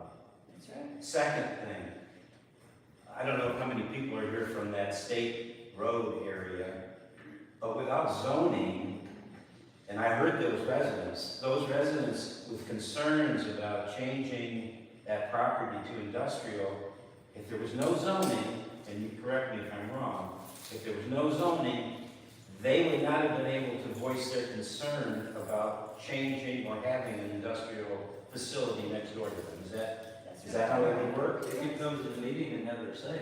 They would have their say, but there's no backing to it as far as something Not written unless there down. was an ordinance in place. That might affect us somehow. That would affect it, yeah, there can be ordinances put in place Right. that are different from the zone. And then almost But- the other way with zoning. And to It's what? It almost went the other way with the zoning. We voted once on it, and it Which I was gonna bring up, because the other thing is, and I guess this is the third point about zoning. When a person buys a piece of property, particularly residential, if I buy a residential property, which we did on the lake, my expectation is that that's gonna be a residential area, that it's not gonna become industrial or commercial. I mean, that's what the expectation a person has. That's what zoning is for, is to protect people from something going haywire with a piece of property they bought that they are going to use for residential. Without zoning, this whole thing opens up a can of worms. And I heard you, particularly, I was going to say, Jason, you mentioned one of the things that happened to you is you started hearing people talk about the problems that were going to come up, and I think it kind of changed your mind, if I remember right. Didn't you bring up that you heard a lot of complaints about the possibility? neighboring. Yeah, well, again, I go back to my first point or second point. Without the zoning, who cares what they thought? I mean, it's whatever you guys decide, or the zoning, whoever's in charge. I mean, whatever has to happen. So anyway, I still believe in that. My second thing is on this MCL 168.373, which was brought up. Now, I don't know, the board has to decide to appoint an election official. It's not automatically going to become the deputy clerk. So you all have to make a decision who is going to run, who's going to become the election official. It's not an automatic deputy clerk. It can be anybody. You could pick this lady here. I mean, whatever. No, so I mean, I don't know if you didn't, I don't know if, it seemed like you guys kind of left it hanging, like automatically she was gonna be the person. Well, it states right here, that if neither the township clerk nor the deputy township clerk shall be available, then the board decides. Well, is she available if she's not election certified? She's not election She's certified. theoretically not available. Exactly, but That was never the intention, so she'll come back to work. I get you. Or one of these other ladies that has been running elections for 30 years. So you have a primary coming up on August 7th. yep. So you need to appoint somebody for that. Because you're not going to have another meeting before that primary election. No, that was special meeting. When you can get certified. I didn't talk about me.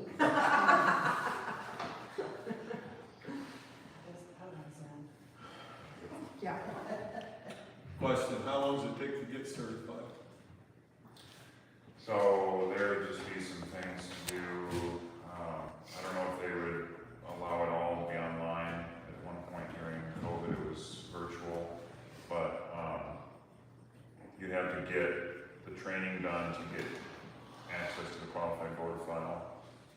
And then, of course, with this whole unique situation, the state, like, we stepped in so that someone from Lansing did it, so that it's at least someone local in our county. And we wouldn't stop doing what we're doing until the state told us that we could, which I don't know why they wouldn't if someone was qualified and went through the training, but from my standpoint, I think it would be great if someone in your township. How long does it normally take to get the training? If you go in person, the training would take a day, I was gonna say it's probably 70 hours online when I did it. and if it's online, yeah. And then how long before she's certified? So you should get access to QVM. Yeah, you just have to flip the switch. Flip the switch. Is that something you're willing to do?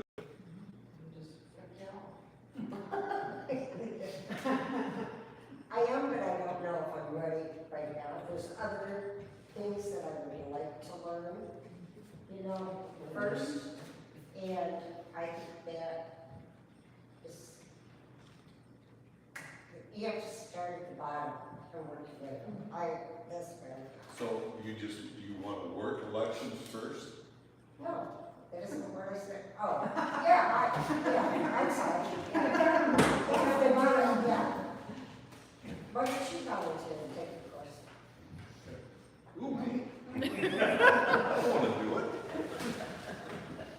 I'd rather have the clerk do it, honestly. I mean, that's exactly what she's here. However, that's not happening. That's not even gonna happen until something happens that the state clears here to redo elections. It's not my choice. It's not the choice of the people of the township. It's the choice of the state of Michigan that decided that Stephanie is no longer allowed to do elections. And until that changes, the county's gonna do our elections until then. And until then, the Secretary of State is I would breaking the just- law. Well, you know, I tell you to go and knock on their door and ask them why they're doing that, and I'm pretty sure you won't get the answer you want. So, you know, I'm saying that until that changes, until the state releases that, that's what's gonna happen. Well, and I didn't expect everybody to have an answer tonight, because it's kind of heavy, this is a big thing. This ultimately, big picture, is Township suing the county and the Secretary of State to get our rights back on elections. Just saying, that's the reality, it is going to be settled anywhere else but the courts. Even if Linda got fully certified. Why didn't your deputy, if you do this, why didn't your deputy beforehand step in and? He sat down October 19th. I'm sure he heard stuff and was told to.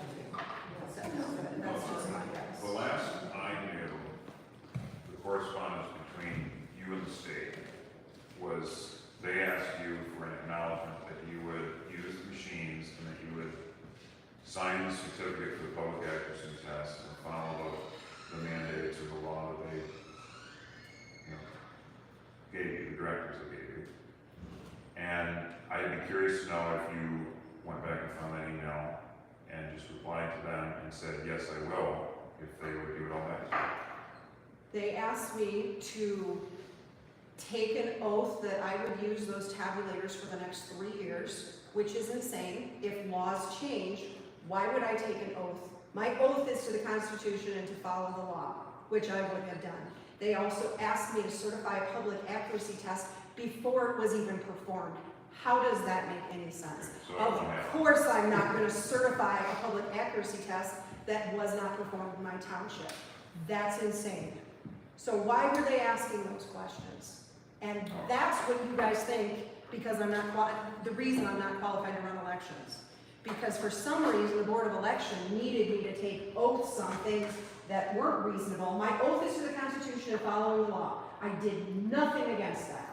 And you guys aren't standing behind me, and that's really scary what it's doing to our local governments, our local small governments. Still on public comment? I would like to know if it was voted on to be paid, has the tabulator, the new tabulator for the elections been paid? And is the county fees on that, mileage and all that stuff that you didn't agree with, has that been paid? Was paid on this bill, yes, $1,800 some dollars. Yes, and the tabulator was paid a couple months ago. I have one other question. Stephanie, those oaths you're talking about, those are above and beyond what your training oaths were. Absolutely. Yes, so they're not the normal standard oaths. And then just one quick comment on zoning. It's easy to look at zoning as, you know, overall not a bad thing, but just remember, there's a flip side of it too. When somebody comes in and moves next to a farm and starts making comments and threats about the smells and things like that to somebody who's been here for a lot of years, you know, that's the flip side of it. And they have a right under zoning to complain and to make threats. The other thing is if you have someone who is maybe not a person of integrity and wants to use the power of zoning against people, they can use that individually against people. And, you know, that's been done and seen in this township. So, there's always a flip side to everything. There's always a good and bad, just remember that. Mr. Froholt, do you have any comment about how zoning works in Cambria? It works beautifully. Because? They have their property rights. Yeah. Do I agree with everything people do? No. But it's their ground. It's their castle. And that's where I stand on that.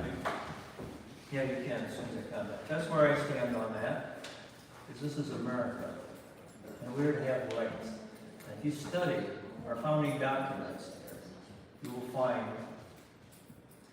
that they talked about property. Property isn't just your land, it's anything you own, anything you've worked for, and you have a right to property.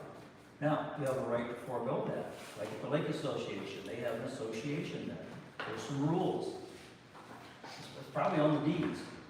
Maybe it's not. Maybe it's just agreed when you come in. That's fine. That's fine. You can have a deeded subdivision. You can have a property owners association otherwise. I'm not sure that Stephanie and I couldn't have a property owners association even though our lands don't touch. I dare say that's legal. That's a contract.